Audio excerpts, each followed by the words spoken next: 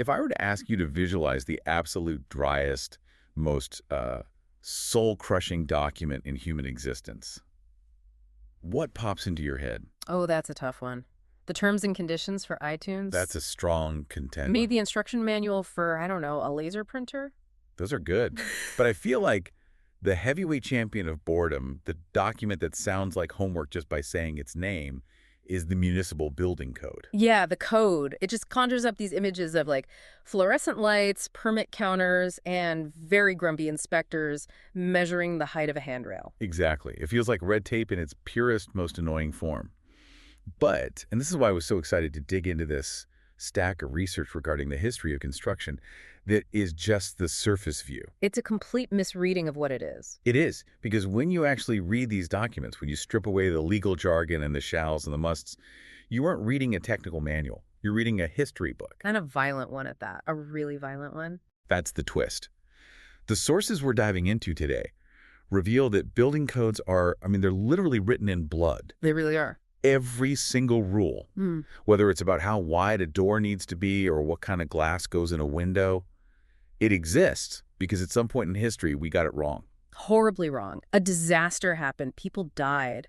And society finally said, okay, we have to write a rule to make sure that never happens again. That's the mission for this deep dive. We want to completely reframe how you look at the buildings around you. Right. We want to move away from seeing them as just static walls and roofs and help you see them as the result of thousands of years of trial, error, tragedy. And the desperate human attempt to engineer safety in what is, a pretty unsafe world. And we are really spanning the timeline today. We are. We're starting way back, 1754 BCE to be exact. Ancient Babylon with Hammurabi. We're going to talk about the Bible. We're going to watch London burn to the ground in 1666. We're going to explain the weird constitutional loophole. I love this part. That makes building a house in Florida a completely different legal sport than building one in Alaska. It's fascinating. It's a journey from the death penalty for contractors to the modern alphabet soup of regulation we have now. So let's fire up the time machine. Babylon. King Hammurabi. Now, most people know this name from, like, ninth grade history class. Yeah, the eye for an eye guy. That's the one, the Code of Hammurabi. Right. And it's one of the oldest deciphered writings of significant length in the world. He carved 282 laws onto this massive 7-foot-tall diorite stone stele. It's an imposing object. I've seen pictures of it. It looks like a giant black index finger just pointing at the sky. It does. And while it covers everything from divorce law to how much you have to pay an ox driver, All the important stuff. all the important stuff, it contains the very first building code in human history. And I have to say, looking at the source text here, the vibe was definitely not, please fill out this permit application in triplicate. No, not at all. No, the vibe was civilization is fragile, and if you mess it up, you pay with your life.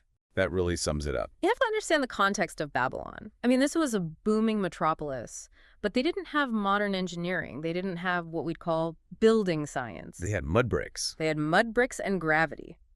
And that's about it.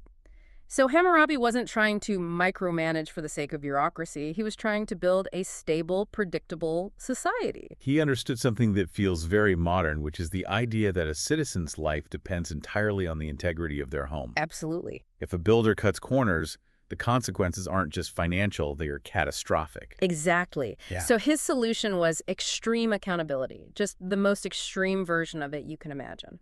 Let's look at the specific laws because they are wild. Law 229. If a builder builds a house for someone and does not construct it properly, and the house which he built fall in and kill its owner, then that builder shall be put to death. just like that. No license suspension, no fine, no stern letter. No due process, really. Death. It reveals the extraordinary seriousness with which they viewed structural integrity. It does. In the ancient world, a collapse wasn't seen as an accident or an act of God in the way we might frame it today. In Hammurabi's view, a collapse was proof of negligence. Or fraud. Or fraud, right. The builder had one job, make it stand up. If he failed, he forfeited his right to live. It's that simple. But here is where it gets really dark. And honestly, this is the part that stopped me in my tracks when I was reading the notes. Law 230. This is the application of proportional justice, or lex talionis. This is the son for a son clause. Right. If the house collapses and kills the homeowner's son, the builder doesn't die. Who dies? The builder's son. That is it's absolutely chilling to modern ears. It feels so fundamentally unjust to punish an innocent child for the father's bad construction. It is barbaric by our modern ethical standards, absolutely. There's no defending it in that sense. But we have to try to suspend our 21st century judgment for a second and look at it through the lens of ancient Mesopotamian law. Okay, so what's the logic there? This society was deeply patriarchal and family unit-based. The loss of a son wasn't just a personal tragedy. It was the loss of the family's future, their lineage, their economic security. The heir. The heir, exactly.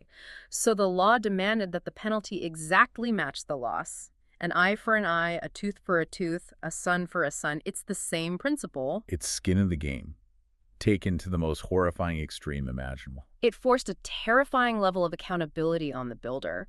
You can bet that a builder in Babylon checked every single brick, every lintel, every support beam. Of course. Why? Because his own family's survival was theoretically on the line. It basically outsourced the inspection process to the builder's own fear. Which is efficient, in a brutal sort of way. I mean, Yeah, they didn't have a Department of Buildings to come inspect the work. not at all. So they used the threat of death as the inspector. But the code wasn't just about killing people. I was surprised to see it actually had some pretty sophisticated economic clauses. It really did. It almost reads like the first construction warranty. Yeah. Law 232 states that if property was destroyed in a collapse, say furniture, grain, or goods, the builder had to replace them. Right. He had to make the owner whole again. And here is the kicker.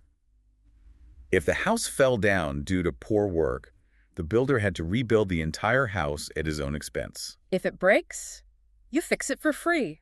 That's a standard warranty today, but this was 4,000 years ago. It's incredible. It established that construction was a profession with, real ethical obligations. You couldn't just take the money, slap up some mud bricks, and run to the next town. You were tied to that structure. You were responsible for it. But there is a nuance here that I find fascinating because it shows they weren't just being cruel for cruelty's sake. They understood the difference between bad building and bad ownership. You're talking about the implicit maintenance concept. Yes, the code implies a distinction. If a house collapsed because the owner let it rot, if they didn't, say, maintain the plaster to keep the water out, or if they overloaded the roof with too much stuff. Then the builder was off the hook. Right. It wasn't his fault anymore. So even back then, they were distinguishing between a design flaw and user error. Precisely. That is a legal concept we still argue about in courtrooms today. Did the bridge fall because it was designed poorly, or because the county didn't paint it for 50 years to prevent rust? And Hammurabi was already thinking about that. He was laying the groundwork for it. So we have Babylon, strict, brutal, accountability-focused. Now, I want to pivot to a different ancient source that takes a completely different philosophical approach. Okay. We're moving from the steel to the scroll. We're going to the Bible. This is a fascinating shift. We move from the brutal external enforcement of Hammurabi to what we might call the divine architect approach. It's about internalized safety. Specifically, the notes point us to the book of Deuteronomy, chapter 22, verse 8. The sources call this the parapet law. It's a remarkable piece of text. The command is so simple. When thou buildest a new house, then thou shalt make a parapet for thy roof.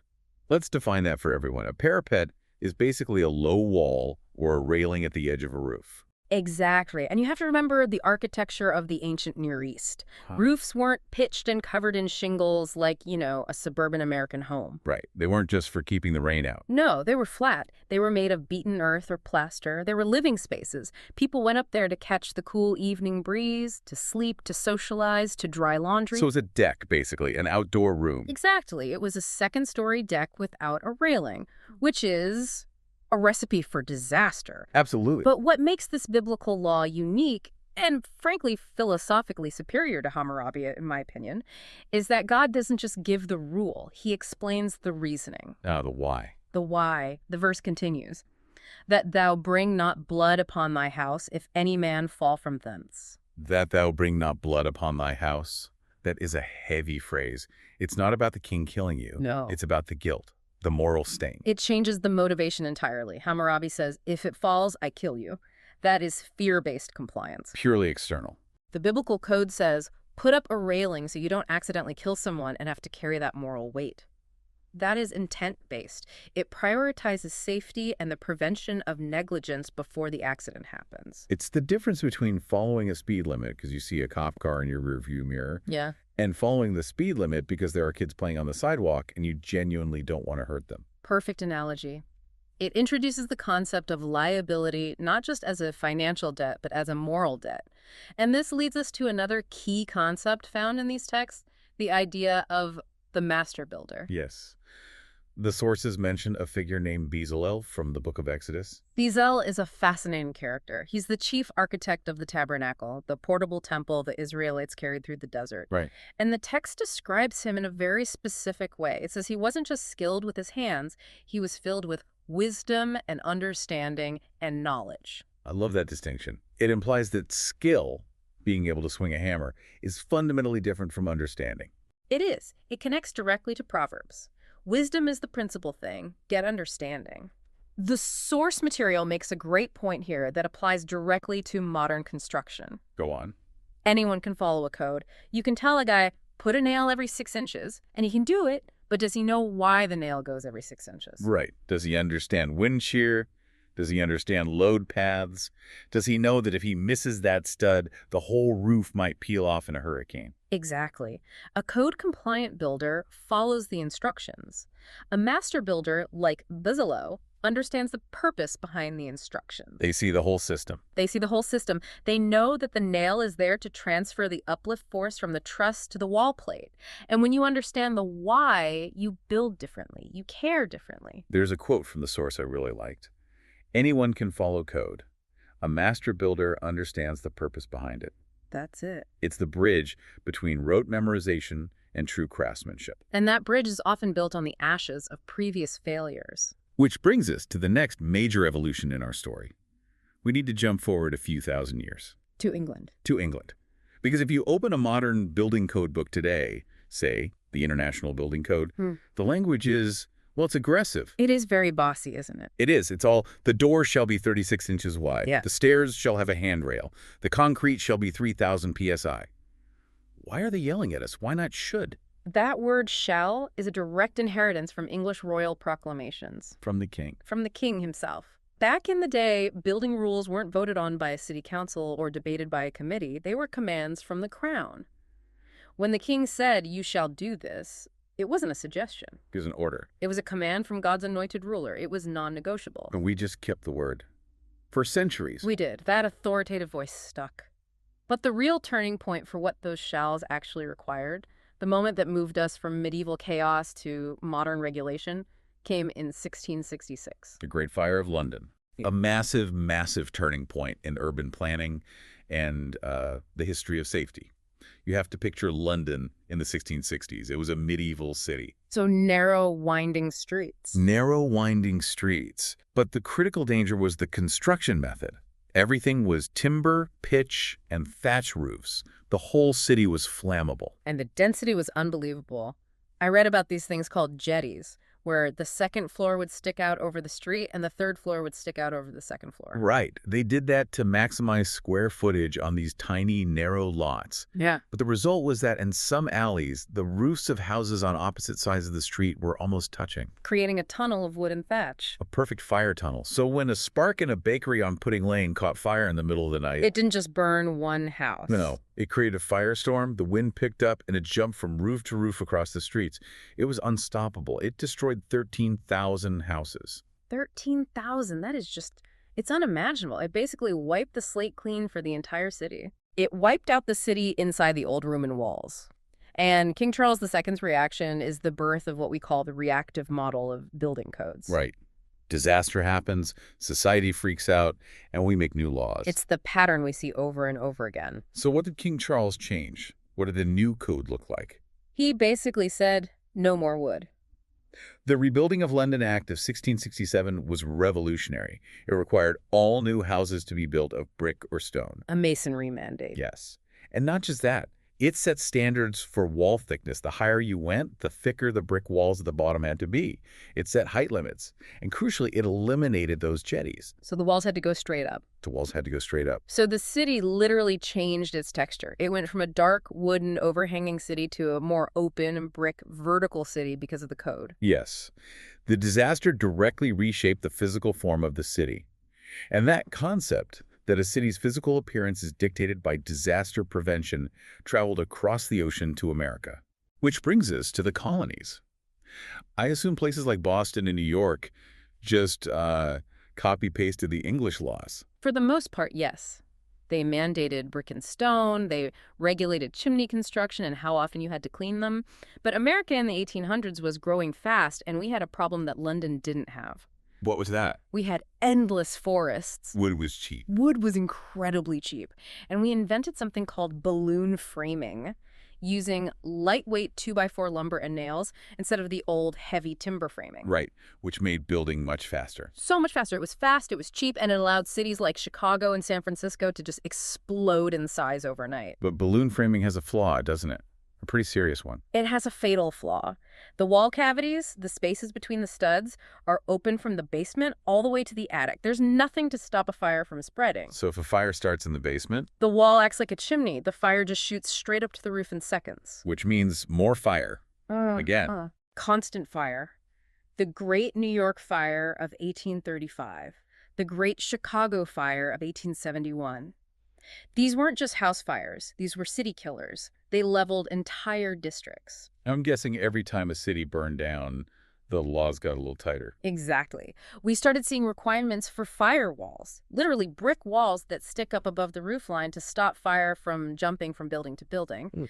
We got rules for escape routes, for fire doors. And this is where a surprising player enters the game. The sources mentioned that it wasn't just the government writing these rules. No, it wasn't. It was the insurance companies. Right. This is the follow the money moment in our story. Insurance companies were losing absolute fortunes paying out claims for these burnt down cities. It was bankrupting them. It was.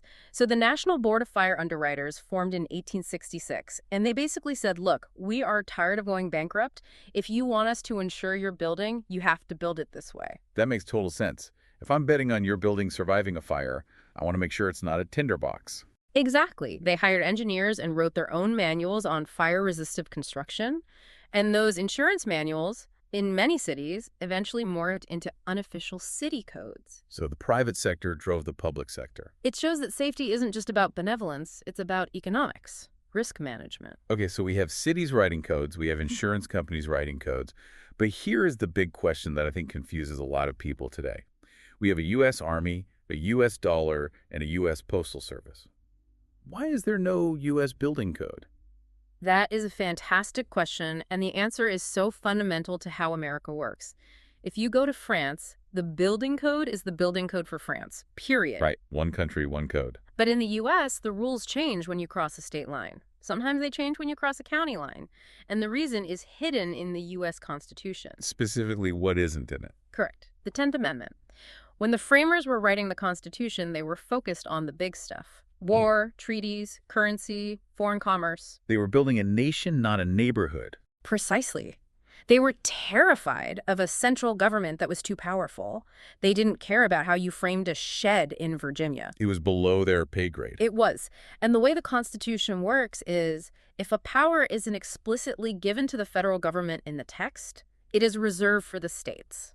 So because building regulation isn't on the list of federal powers. It automatically defaults to the states. This falls under a legal concept that scholars call police power. Now, explain that term, because police power sounds like it involves handcuffs and patrol cars. It's a confusing term, I'll grant you that. In constitutional law, police power doesn't just mean law enforcement. It means the inherent authority of a state government to enact laws to protect the health, safety, and welfare of its citizens. And building codes are all about health, safety, and welfare. Exactly. They fall squarely into that bucket. It's the state's duty to ensure your house doesn't fall on you or burn down or make you sick. So that creates this patchwork quilt of laws across the country. The federal government cannot mandate a national residential code. They physically cannot. They can suggest things, they can regulate federal buildings like courthouses or post offices, but they can't tell the state of Iowa how to build a farmhouse. And while that sounds really inefficient, and I'm sure it drives national construction companies crazy, the sources suggest it's actually a good thing. because of geography. It is necessary. It is absolutely necessary. Yeah. Think about it. If you had one single rigid code for the whole country, it would be a disaster. How so? Well, a house in Florida needs to survive 150-mile-per-hour hurricane winds. It needs special hold-downs, steel straps that literally tie the roof to the walls and the walls to the foundation so it doesn't blow away like the house in The Wizard of Oz. Right. But if you built that same house in, say, Anchorage, Alaska, It might collapse. Because Alaska doesn't care as much about wind, they care about snow load. A roof in Alaska might need to hold 60 or 70 pounds per square foot of snow for months on end. which requires massive trusses and stronger framing. And Florida doesn't need that. California needs flexibility for earthquakes, seismic codes that let a building sway without snapping. New York City needs incredibly strict fire codes because of the urban density. So the constitutional loophole actually allows for extreme customization based on the local threat. Exactly. The code matches the climate and the geology. But this also created a huge problem, because by the early 20th century, we didn't just have 50 state codes. We had thousands of different city codes. It was a nightmare. The sources call it the alphabet soup era. If you were an architect in 1920 trying to work in 3 different states, you were pulling your hair out. Because the rules were totally different everywhere. Completely different. A 2x4 wall might be legal in Boston, but illegal in Philadelphia. A plumbing trap that worked in Chicago was banned in St. Louis. It was chaos. So the industry had to fix itself. Yes.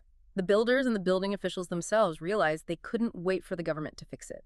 This led to the rise of the model codes, the Big Three. These were private, non-profit organizations that wrote model laws that states and cities could just copy and adopt. Let's run through them, because they ruled the American landscape for most of the 20th century. First, you had BOCA, that's the Building Officials and Code Administrators.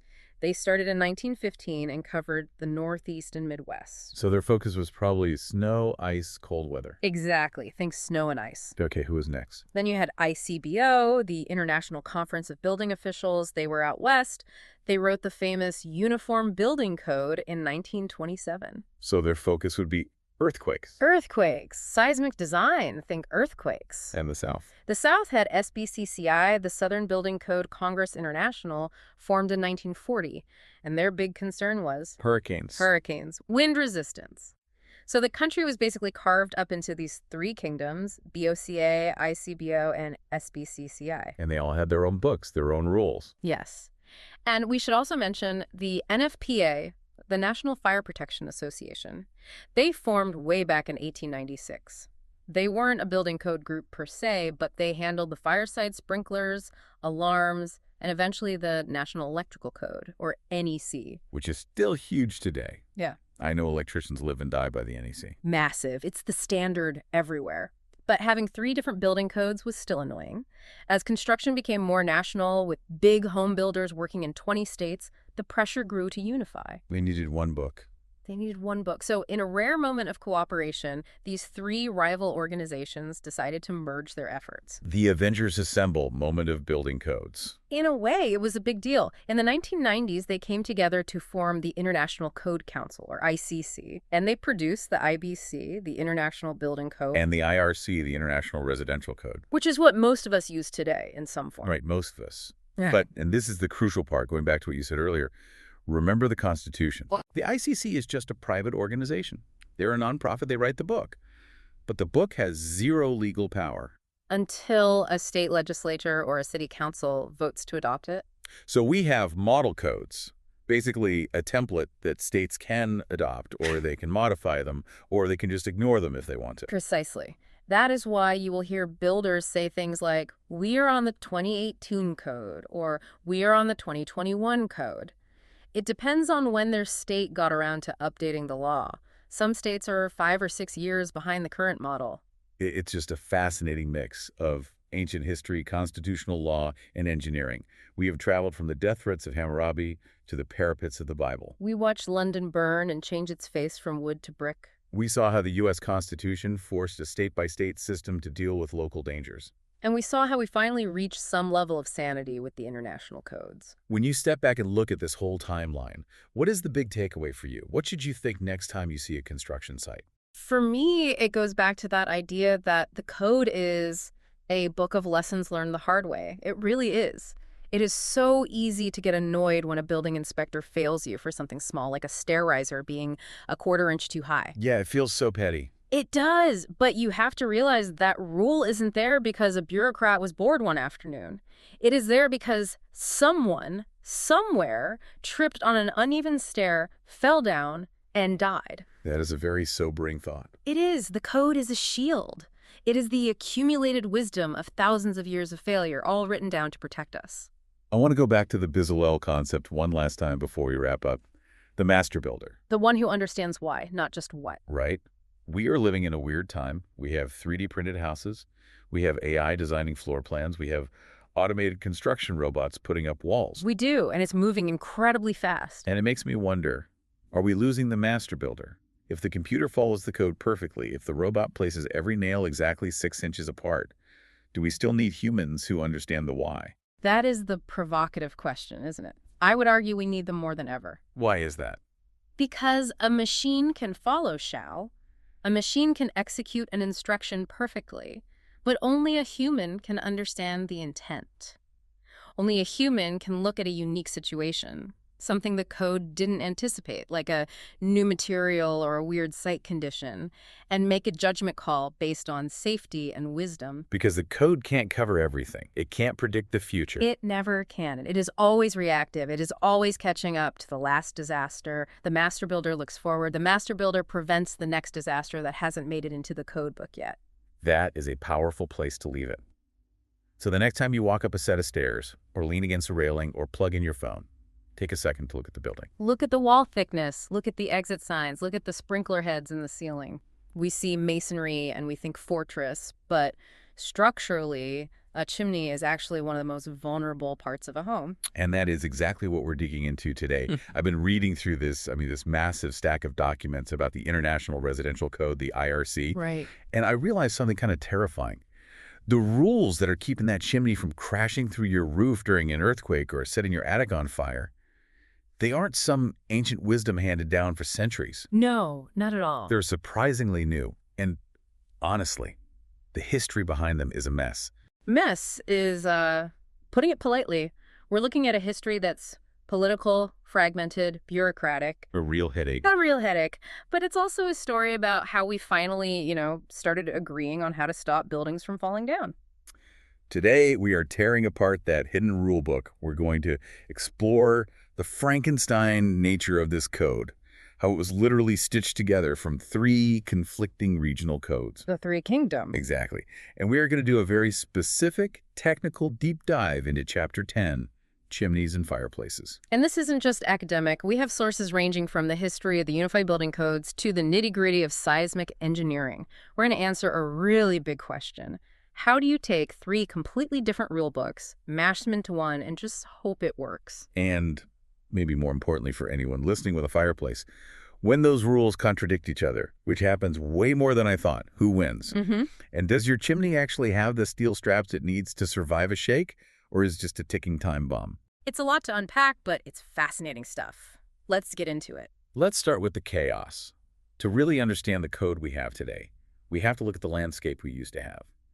The notes describe the pre-1994 era in American construction as the bad old days. That's a good way to put it. And I'm assuming we aren't talking about cowboys and saloons, but in terms of engineering, it sounds pretty wild. It was functionally chaotic. I mean, if you were an architect or an engineer working in the United States before the mid-90s, there was no American building code. It just didn't exist. It simply didn't exist. Instead, the country was carved up into 3 distinct kingdoms, each with its own rule book. Kingdoms, like Game of Thrones, but with zoning laws. Essentially, yes. You had the 3 kings.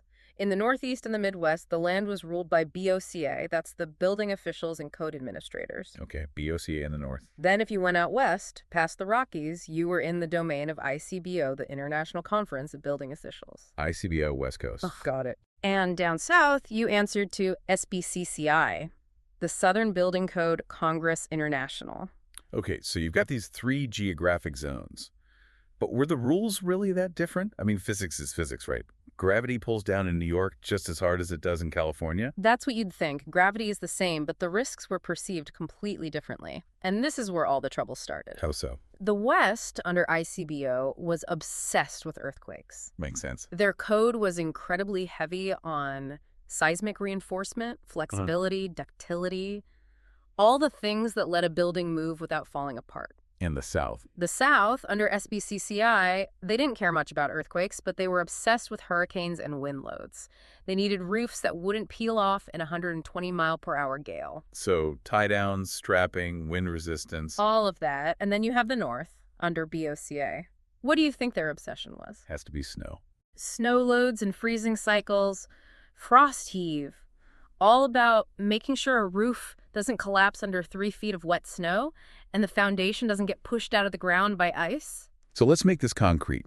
If I'm a high-end architect in, say, 1985, and I design a beautiful custom home in New York under BOCA rules, Okay. and then a client in Los Angeles sees it and says, I love it, build me the exact same house, I can't just roll up the blueprints and fly to LA. Absolutely not. You might have to fundamentally redesign the entire structural core of that house. Really? Oh, yeah. The way you frame the walls, the amount of steel you use, the foundation depth, how the walls are tied to the roof.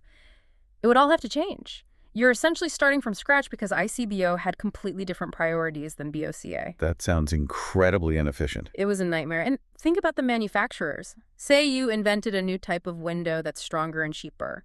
In the 80s, you couldn't just get it nationally approved. There was no such thing. No. You had to travel to 3 different annual code hearings.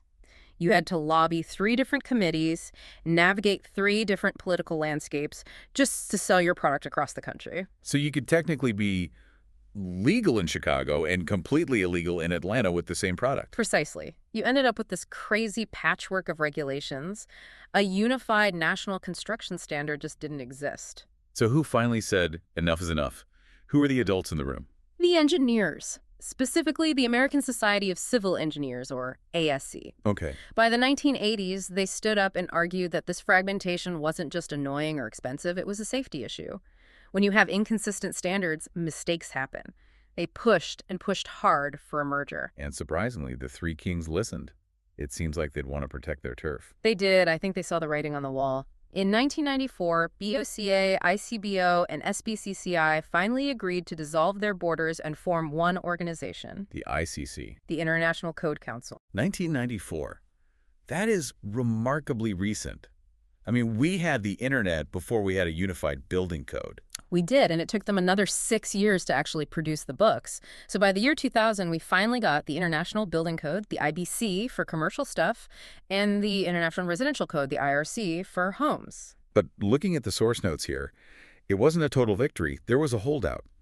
One group refused to join the party. That would be the NFTA, the National Fire Protection Association. Why wouldn't the fire safety people want to be part of the National Building Code? It seems like a perfect fit. It comes down to culture and territory. The NFPA has been around a long, long time. They produced the National Electrical Code, NFPA 70, which is the Bible for every electrician. Right. They produced the fire codes, and they viewed their standards as specialized, distinct disciplines. They didn't want their fire and electrical rules just absorbed into some general building book. They wanted to maintain their autonomy. So that explains why if you walk onto a job site today, the electrician is carrying a totally different book than the framer. Exactly. And this split system, the ICC for the structure and the NFPA for the systems, it creates the complexity we're dealing with today. Which brings us to the star of today's show, the Frankenstein Code. Mm-hmm. We're calling the IRC a Frankenstein monster because it's stitched together from those 3 dead regional codes. And nowhere is that stitching more visible, maybe a little uglier than in Chapter 10. Chapter 10. Masonry chimneys and fireplaces. This is the perfect example of the merger causing headaches. Why there specifically? Because you have to understand, the North, the South, and the West built fireplaces very differently. The North needed massive heating capability, thick walls, thermal mass. The West needed them not to crumble in an earthquake, lots of steel, lighter weight if possible. When the ICC merged these sections, they had to try and harmonize these totally contradictory traditions. So it's not just a linear list of instructions, is it? It feels more like a web. It is a web. If you're a chimney professional today, you're not just reading one book, you're navigating an entire ecosystem of codes. Oh, you like what? Well, you have the IRC for the house structure itself. You have the International Mechanical Code for the venting. You have the International Fuel Gas Code if you're running a gas line to the log lighter. And that's all just the ICC stuff. Right. Then you have that whole NFPA suite we mentioned, dash NFPA 211, which is specifically for chimneys, NFPA 54 for gas, NFPA 70 for any electrical components. Wow. And they don't always agree. In fact, my notes say they sometimes contradict each other explicitly. They do, Wow. all the time. And this creates a very real dilemma for a builder on the ground. If Book A says do X and Book B says do Y, what do you do? This is what I want to dig into. The golden rule of conflict. I saw this in the notes. IRC section R102.1. It sounds like a boring legal disclaimer, but you're saying it's probably the most important sentence in the whole book? It's the tiebreaker. It's the final word. The code says, and this is a direct quote, where conflicts occur between codes, the most restrictive shall apply. The most restrictive shall apply. That's a very pessimistic way to build a house, isn't it? It basically assumes the worst-case scenario. It assumes safety. It's the safety first principle codified into law. If one book says this is safe enough and the other book says no, we need it to be safer, the law mandates you go with the safer option. You can't just shop around for the easiest rule. No, you always have to default to the tougher one. Let's look at the spark arrestor example from the sources, because I think this really crystallizes it. First off, what exactly is a spark arrestor? It's basically the screen at the very top of your chimney. It has two jobs. Keep animals out so you don't get a squirrel or a raccoon in your living room. And, more importantly, keep burning embers in. Right, you don't want a hot coal floating out and landing on your cedar shake roof or your neighbor's dry lawn. Exactly. Okay, simple enough. A metal screen. So where's the conflict? The conflict is in the mesh size, or specifically what they call the net-free area. Net-free area. Right. It's about how much air can get through. If you look at NFPA 211, the fire code, it says the net-free area of that mesh needs to be 3 times the area of the flue opening below it. Okay, so if my chimney hole is, say, 100 square inches, the screen surface area needs to allow 300 square inches of airflow. Correct. The idea is that the mesh wires block some of the air, so you need a bigger total surface area to make sure the smoke doesn't back up into the house. NFPA says 3x is enough. But the IRC? The IRC, section R1003.9.2, requires the net-free area to be 4 times the flue area. Wow, that's a significant difference, 3x versus 4x. Why would the IRC demand a bigger screen? What's their logic? It likely comes down to clogging. The IRC is a residential code written for homeowners who maybe aren't cleaning their chimneys every single month. Or ever. Or ever, right? A screen that's only 3x might clog up with soot and creosote faster than a screen that's 4x. And when a screen clogs, the smoke has nowhere to go but back into your living room. The IRC, by demanding a larger free area, is prioritizing that long-term airflow safety over everything else. So here's the scenario. I'm a contractor. I've been building chimneys for 20 years. I grew up on the NFPA rules. They're the fire experts. I install a 3x screen. It functions perfectly. The fire draws beautifully. But then the building inspector shows up. And he fails you. He pulls out his IRC book and cites R1003.9.2. You might argue, but NFTA says it's fine. NFPA are the fire safety experts. It doesn't matter. It doesn't matter. Not at all. The IRC is the governing building code for the structure itself and its requirement. The 4X rule is stricter or more restrictive than the NFPA requirement. Therefore, under that golden rule of conflict, the IRC wins. Period. And if you ignore him, Yeah. what's the real-world consequence? Well, short term, you don't get your certificate of occupancy for the house. Okay, that's a big deal. A very big deal. But worst case, a fire happens 5 years later. An insurance investigator comes out, climbs on the roof, measures that screen. He sees it's only 3x. He cites the code violation in his report. Now, you're negligent, claim denied. Lawsuit follows. That is terrifying. It means you can't just be good at your job. You have to be a legal scholar of all these competing books. You have to know the hierarchy. You have to know that the Frankenstein Code, despite its messiness, usually holds the trump card if it's the stricter one. Okay, let's move from the paperwork to the physical work. We have a segment here called Building from the Ground Up, and the notes start with a bit of a philosophical point. What? A fireplace is not a piece of furniture. This is a huge mindset shift. Homeowners look at a fireplace and see a hearth, a cozy gathering spot. The code looks at a fireplace and sees a massive, heavy, dangerous pile of rocks that wants to sink into the earth and burn your house down. It's a structural threat. It's a structural and a fire threat, yes. Section R1001.1 makes it crystal clear. Fireplaces have to comply with Chapter 10, sure, but they also have to obey the general structural chapters of the Code Chapters 3 and 4. You can't treat the fireplace as an island. It has to be properly integrated into the house's foundation and framing. And that starts with the feet, the footings, R1001.2. The code specifies concrete or solid masonry, a minimum of 12 inches thick. A full foot of solid material. Right. And it has to extend 6 inches beyond the fireplace on all sides. Yeah. Why the extension? Why not just build the foundation the exact same size as the chimney base? Think about snowshoes. If you walk in deep snow in regular boots, you sink, right? Sure. Your weight is concentrated on a small spot. If you put on snowshoes, you spread your weight over a larger area and you float on top of the snow. Okay, that makes perfect sense. A masonry chimney can weigh 10, 20, even 30,000 pounds. It's incredibly dense. If you put all that weight on a footing that's the exact same size as the chimney, you're essentially driving a pile straight into the ground. It'll punch right through the soil over time. It'll settle. It'll settle. And that 6-inch extension on all sides, that's the snowshoe. It distributes the massive load over a wider patch of earth so the chimney doesn't sink. Yet if it settles, what's the danger? It cracks. And in the chimney business, a crack is a fire lane. If the chimney settles and pulls away from the house, or it leans, you open up gaps where sparks and heat can escape into the walls. It's a huge fire hazard. The code also obsesses over the frost line. I see this term a lot in construction, especially for foundations. This is huge, especially for listeners in the north. Water in the ground freezes.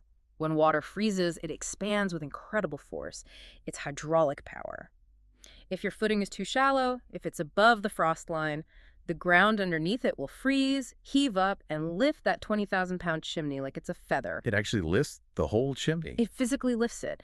Then spring comes, the ice melts, the ground turns to mud, and the chimney drops back down. It's rocking the entire structure. You do that for a few winters in a row, and you will tear the chimney right off the side of the house. So the code mandates the footings have to be below the frost line, where the ground never freezes. Or at least 12 inches down in warmer climates, just for general soil stability. It's non-negotiable. Now, moving up from the mud, we get to a detail that I think most people probably ignore. The ash dump cleanout. It's that little metal door, usually in the basement or outside, where you shovel out the soot. The code seems strangely paranoid about this little door. R1001.2.1. It's not paranoia, it's pure physics. Ash is an incredible insulator. You can have a big fire on Saturday night, shovel what looks like cold gray ash into the pit on Sunday, Right. and those embers can stay hot for days. Days. Really? Yes, absolutely, because they're buried in that fine powder that traps all the heat. So first, the code says the door has to be ferrous metal or masonry. No wood, no plastic, that's obvious. You'd hope so. But the second part is even more critical. The door must remain tightly closed. Why does the seal matter so much? If it's a metal door on a brick opening, isn't that good enough? No, it's all about airflow. If that door is loose or if you forget and leave it cracked open, air from the basement or outside gets sucked into the bottom of the chimney. It's like a bellows on a forge. Exactly. It acts like a blast furnace. It creates a super draft that can make the fire in the living room burn uncontrollably hot. But that's not even the worst case scenario. What's worse than that? A chimney fire. That's when the creosote inside the flue catches on fire. Which sounds terrifying. It is. They say it sounds like a freight train running through your house. Now imagine that's happening and your clean-out door is loose. That chimney fire is sucking oxygen through the bottom, feeding the blaze like a jet engine intake. You turn a scary situation into a catastrophic structural failure just because a little 8-inch door wasn't latching properly. That is a sobering thought. A $5 latch could save your entire house. Every single time. And that's the kind of tiny detail the code is trying to enforce. Okay, so we've covered gravity and we've covered fire. Now let's talk about the fourth that the West Coast codes brought to the merger. Earthquakes. Right. This leads us to segment 4. When the earth shakes. This is where the Frankenstein merger really shines. Before unification, the Southern and Northern codes didn't worry much about seismic activity. But the Western Code, ICBO, they knew that a traditional masonry chimney is basically just a tall, brittle column. Brittle is the key word there, isn't it? It is. Yeah. Brick and mortar are great at handling compression weight pushing down. They are terrible at handling tension or shear being pulled apart or shaken side to side. In an earthquake, an unreinforced chimney acts like a whip. The ground moves, the bottom of the chimney moves with it, but the heavy top lags behind and then snaps. We've all seen the pictures from big quakes, chimneys lying in the front yard or crashed through the roof of the house. Exactly. So Section R1001.3 introduces seismic reinforcing. This applies to seismic design categories D0, D1, and D2, which is basically anywhere the ground is likely to rumble. And what does it require? It requires you to build a steel skeleton inside the brick. How do you hide a skeleton inside a solid brick wall? You use vertical reinforcing bars rebar, typically four #4 bars running the full height of the chimney, one position in each corner. And then, and this is the tedious part for the mason, you have to wrap them. You use 1/4-inch steel ties every 18 inches horizontally all the way up. So you're building a cage. You're building a cage that holds all the bricks together.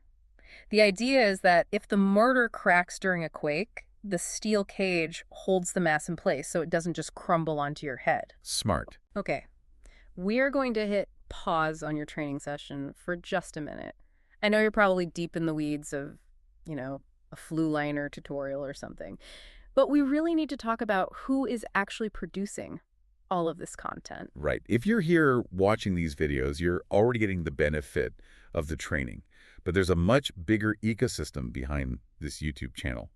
We're looking at chimneysweeps.com, and it's pretty clear this isn't just a media company. It's more like a funnel, a vetting engine for the industry. That's a really important distinction, because usually with these online directories, you just pay a fee, you get your pin on a map. Is that what's happening here? Is this just another pay-to-play model? No. The documentation we have suggests it's the opposite. It seems like they're trying to solve that classic low-bidder problem that plagues the trades. They're not looking for advertisers. They're building a vetted network. And that standard, it seems to come directly from the founder, Ray Gessner. I was looking at his bio. You don't often see this kind of background. It's this mix of high-level academic engineering and, actual trade mastery. You usually get the guy in the office or the guy in the truck. Exactly. And that combination is really the key here. Ray isn't just some tech guy. He has a master's degree in civil engineering. He's a licensed professional engineer, a PE in multiple states. But he also holds master licenses, HVAC, gas fitter, plumber. And he's a certified home inspector through NACI. So he's looking at a chimney as both a structural engineer and as a hands-on inspector. But how does that actually translate to the platform? Is it just good branding? It seems to be baked right into the gatekeeping. Because he understands the physics, the code, the actual science behind it, the platform can enforce a technical standard that, a simple lead gen site just couldn't. Which brings us to their whole gold standard vetting process. Okay, right. So for the professionals listening right now, the ones who are already doing great work, how does the platform actually verify that? How do they filter out the noise? Well, it starts with the basics, the non-negotiables. You have to have the proper licensing, general liability insurance, workers' comp, all of that. The table stakes. Exactly. Yeah. But the real barrier to entry is the CCI exam, the Certified Chimney Inspector Test. And this isn't just one of those watch a video and click a button certifications. Oh, far from it. Ray Gessner developed this exam himself to test for technical accuracy, safety knowledge. It's designed to be difficult. It's a filter, plain and simple. It ensures that if a homeowner finds you through them, they're not just getting a name from a list. They're getting someone who passed a really tough technical evaluation. Okay, so let's say a listener runs that gauntlet. They've got the insurance, they study, they pass the CCI exam, they're in. What's the actual utility for them? Why jump through all those hoops instead of, say, just buying more Google ads? Because it shifts you from just being listed somewhere to being part of an operational support system. The sources show a few key benefits. First, there's the proprietary inspection report software. Which I'm guessing is based on those same engineering standards we were just talking about. Precisely.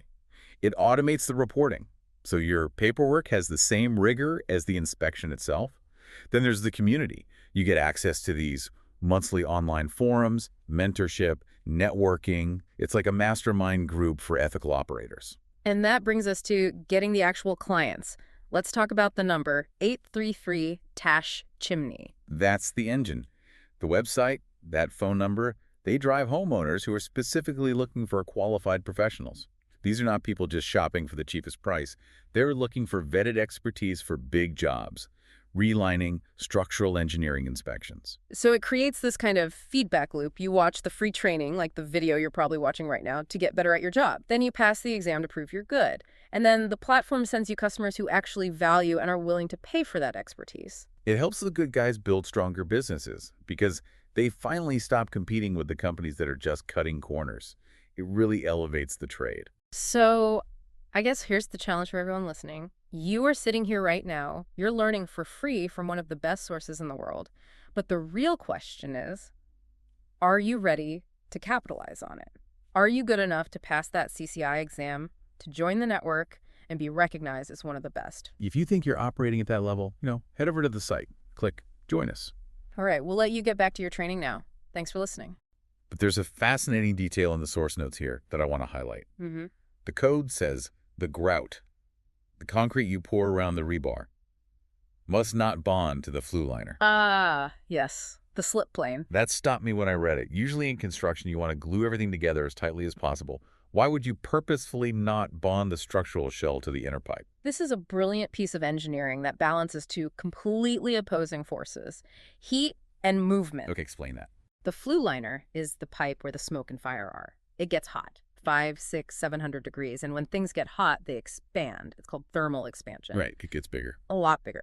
But the outer shell, the bricks and the steel cage we just talked about, that stays relatively cool. It doesn't expand nearly as much. Yeah. So if you glued the hot expanding liner to the cold rigid shell, The liner has nowhere to go. it has nowhere to go. It will push outward with immense force. It acts like a hydraulic jack inside your own chimney. It will literally crack the structural shell from the inside out. So you destroy your own chimney just by using it. Exactly. So you need a slip plane. You need to let the liner float inside the reinforced cage. By not bonding the grout to the liner, you allow that liner to slide up and down a tiny bit and expand outward without breaking the seismic shell. It lets the chimney be seismically strong, but also thermally flexible. That is incredibly nuanced. It really shows how much thought went into this chapter. It does. But reinforcing the chimney itself isn't enough. You also have to keep it attached to the house. This is seismic anchorage. R1001.4. The strap it down rule. Right. The code says if your chimney sticks up more than 6 feet above the roof, or at every floor and ceiling level, you have to physically anchor it to the building's frame. How? You use 316-inch thick steel straps. They embed deep into the masonry, wrap around that vertical rebar we just talked about, and then bolt into the house framing. And the code is very specific about what you bolt into. You can't just screw it into the plywood sheeting on the roof. Oh, absolutely no. That would just rip right out in a second. You need to hit structural members, joists or rafters, and the code says you have to bolt to at least 4 of them. 4? Why 4? Why isn't one big, strong rafter enough? Think about the momentum. A chimney weighs tons. If an earthquake hits and that chimney starts to fall away from the house, the force on that strap is immense. If you're only bolted to one rafter, the chimney won't stop. It will simply rip that one rafter right out of the roof structure. So you lose the chimney and a piece of your roof. Exactly. But by hitting 4 joists, you're spreading that shock load across the entire floor or roof system. You're using the whole house as a brace to catch the falling chimney. You're engaging the diaphragm. This all makes perfect sense for a traditional wood-framed house. We've been building with wood for centuries. But here's where the Frankenstein code starts to show its age or, its struggle to keep up. We have a section on cold form steel, R1001.4.1.1. This is a classic clash of eras. You have a masonry chimney, a technology that is thousands of years old, being attached to a house built with modern cold-formed steel studs. For listeners who don't know, what is cold form steel? It's those metal studs you see in commercial buildings and more in modern homes. They look like a 2x4, but they're made of thin sheet metal that's been bent into a C shape. They're light, they're perfectly straight, they're fireproof, but they are thin.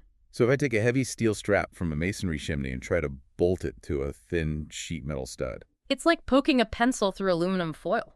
Under a seismic load, that heavy bolt would just tear the hole open. The stud would completely fail. So does the code just say, don't do it? No, it gives you a workaround.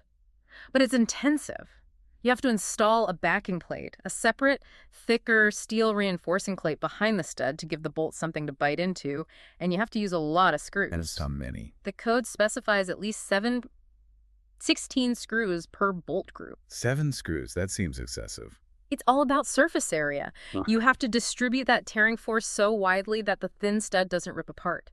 It's a perfect example of how the code has to constantly patch itself, Frankenstein style, to accommodate new materials that the original authors never even dreamed of. Let's move to the final Yeah. and definitely the hottest part of this discussion. Segment 5, the heart of the fire, the firebox. R1000 1.5. This is where the rubber meets the road, or I guess where the fire meets the wall. The environment inside a firebox is just brutal. You go from freezing cold to roaring hot in 20 minutes over and over. How do we build walls that can take that kind of thermal shock for 50 years? Mass and density. The code gives you two paths here, and it's basically a trade-off between material quality and wall thickness. Path A and Path B. Path A is using fire brick.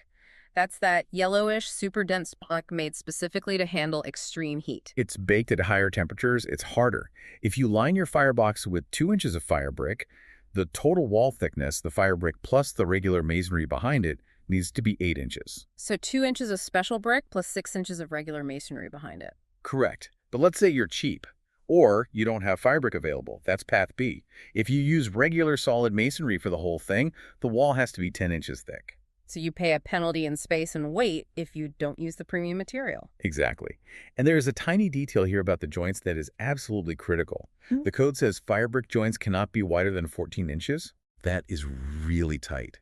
Usually, brick joints on a house are, what, half an inch? 38ths or half an inch, sure. But inside a firebox, the mortar is the weak link. Fire attacks mortar, it dries it out, it cracks it, and eventually it turns to dust. If you have wide joints, you have wide pathways for what they call fire tongues. Fire tongues. That is a vivid image. It is.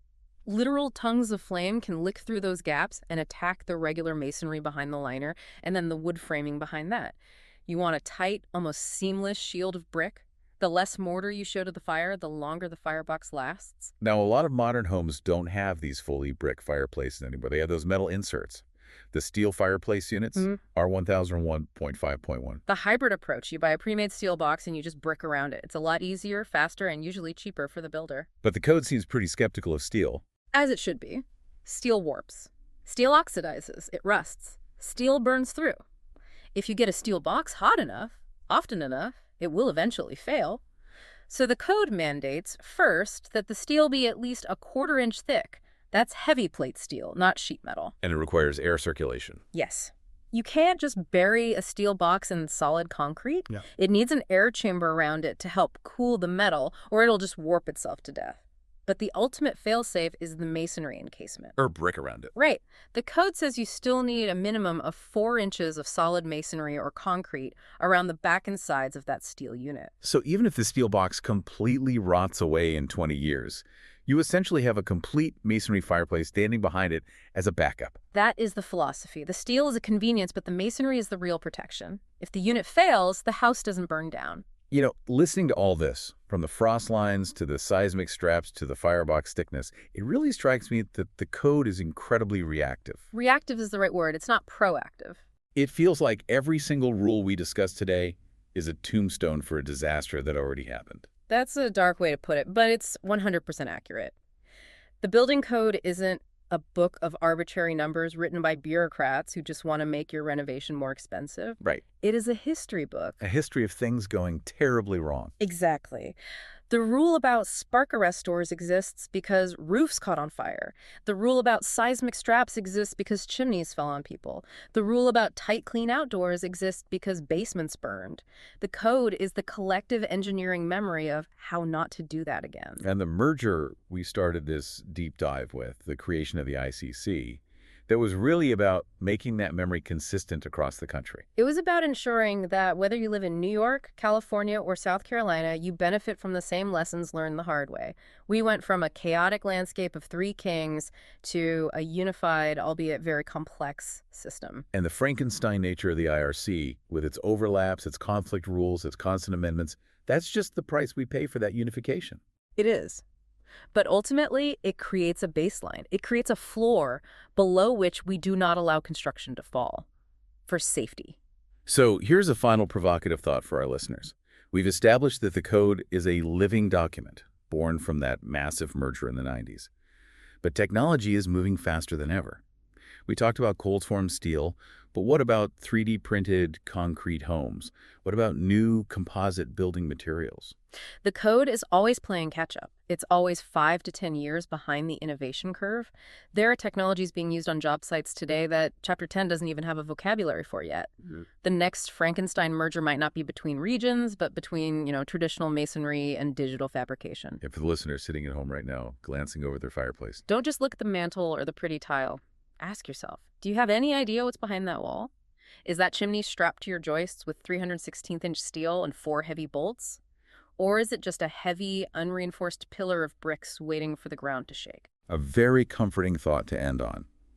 If you are doing a renovation, hire a pro who knows the IRC, the NFPA, and most importantly, how they talk to each other. Absolutely. Don't let your house be the reason they write a new chapter in the next edition of the code. And what really strikes me, looking at these codes, we're focusing on the R1001 series today, is that none of these numbers, none of these dimensions are arbitrary. No, not at all. There's no aesthetic choice happening in a building code document. The code doesn't care if it looks nice. It cares about physics. That's what this deep dive is about. Every single inch, every angle, every thickness requirement in this thing is basically physics written down as law.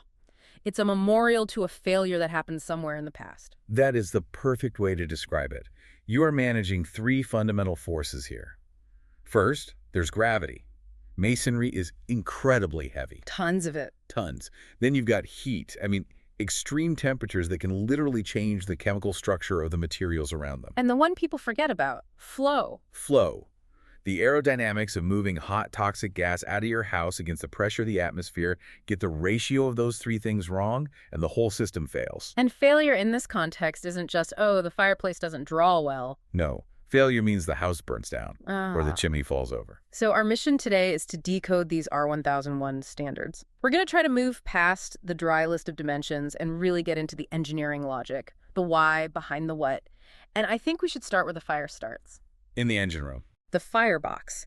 So section R1001.6, it states right up front, a masonry firebox has to be at least 20 inches deep. Now, my first thought, as a layperson, is that's a capacity issue. To fit a log in. Yeah, to make sure you can fit a standard log.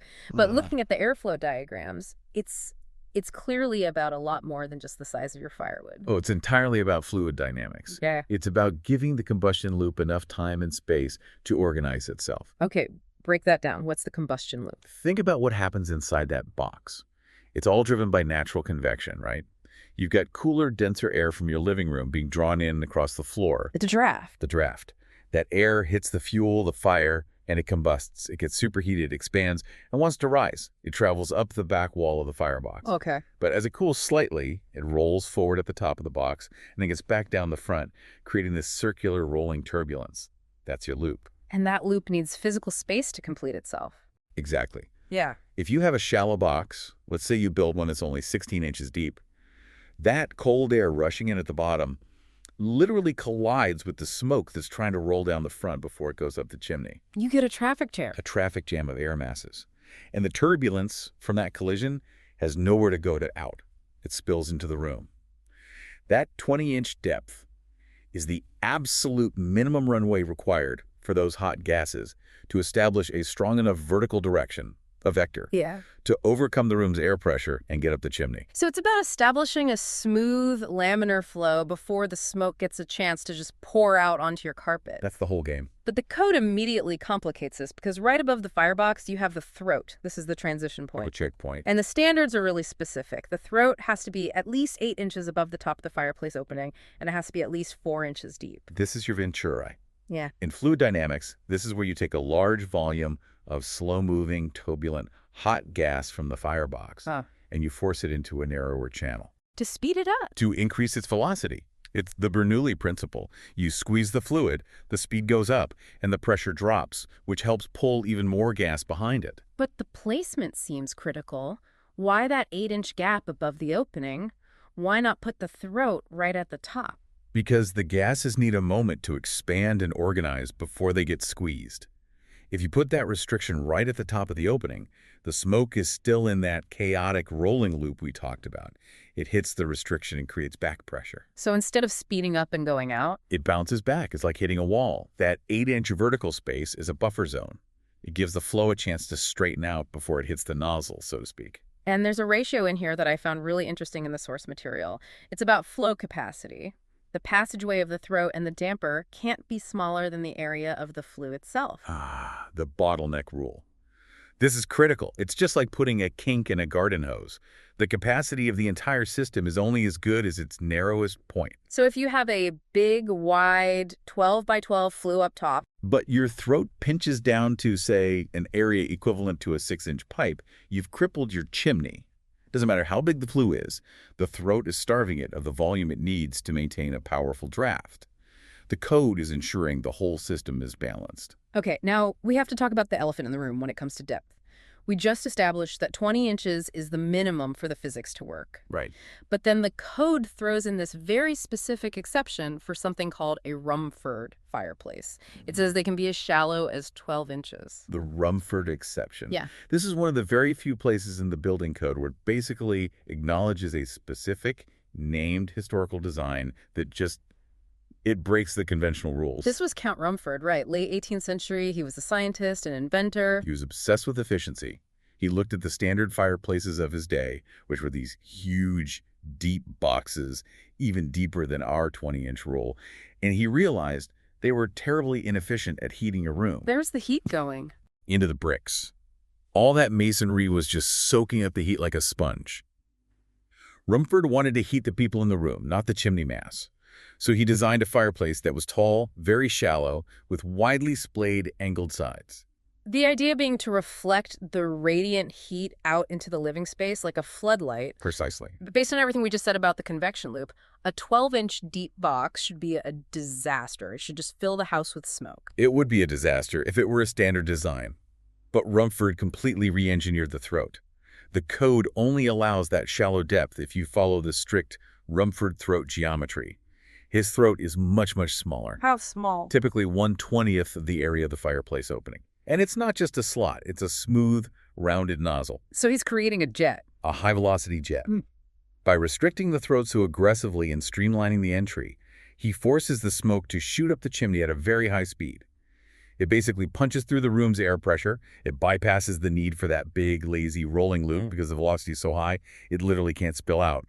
So it's a trade-off. You lose that kind of classic rolling fire, but you get a huge gain in radiant heat efficiency. And the code writers looked at 2 centuries of these things working and said, okay, the physics are different, but they work. We'll allow it, but only if you follow the blueprint exactly. It's a great example of the code being performance-based, not just one-size-fits-all. Okay, before we move up the chimney, we need to talk about the structure holding it all up, the lintel. Section R1001.7, this is the beam that spans the top of the opening. This is where we switch hats from fluid dynamics to pure structural engineering. The rule is pretty clear. Non-combustible material. So steel or stone, and it needs 4 inches of bearing on each side. Pure gravity management. People really underestimate how heavy a masonry chimney is. We are talking about thousands of pounds of material, all the brick and mortar above that big hole you cut in the wall. That entire triangular load has to be carried by the lintel and transferred safely to the masonry on the sides. Why 4 inches, though? Why is that the magic number? Why not 2? It's all about sheer strength and having a good factor of safety. Masonry, especially brick, is brittle. If you rest a heavy steel angle iron on just the very edge of a brick, say 1 inch of bearing, a few things can happen. Like what? Well, the house settles, even a tiny bit. Or the steel lintel gets hot from the fire and expands. That puts immense pressure on that one little edge of the brick. It can spall off. The corner just pops off. It just cracks off. Then your lintel slips. And then the entire wall of bricks above the opening can collapse into the firebox. The 4-inch rule ensures that the load is distributed deep enough into the jambs on the side that minor movements or thermal expansion won't cause a catastrophic failure. It's building in resilience. That's all engineering is. And as we mentioned earlier, the throat has to start 8 inches above this structural lintel. Right, you want to separate your problems. Right. The lintel is dealing with gravity, the throat is dealing with flow. By spacing them out, you let the smoke organize itself in that buffer zone without having to make a sharp, awkward turn right where the main structural beam is. Let's follow that smoke upward then.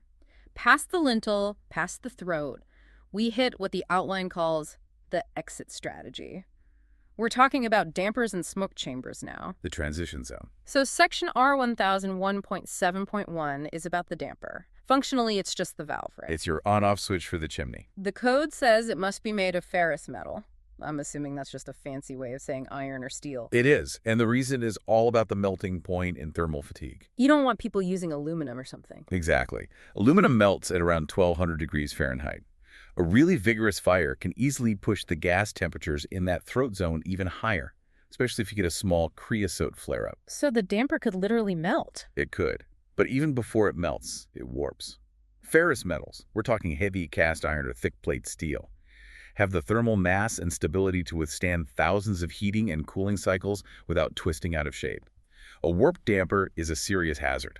It might not open fully, which restricts your draft and can cause smoke problems, or, even worse, it might not close all the way. And then you're just sucking all the expensive heated air from your home up the chimney 247. And again, we see that placement rule. Not less than 8 inches above the fireplace opening. It's the same logic as the throat. You're trying to keep the mechanical components out of the direct path of the flames. You don't want flames licking the metal if you can help it. It just drastically extends the life of the hardware. Okay, moving up from the damper, we enter the smoke chamber, section R1001.8.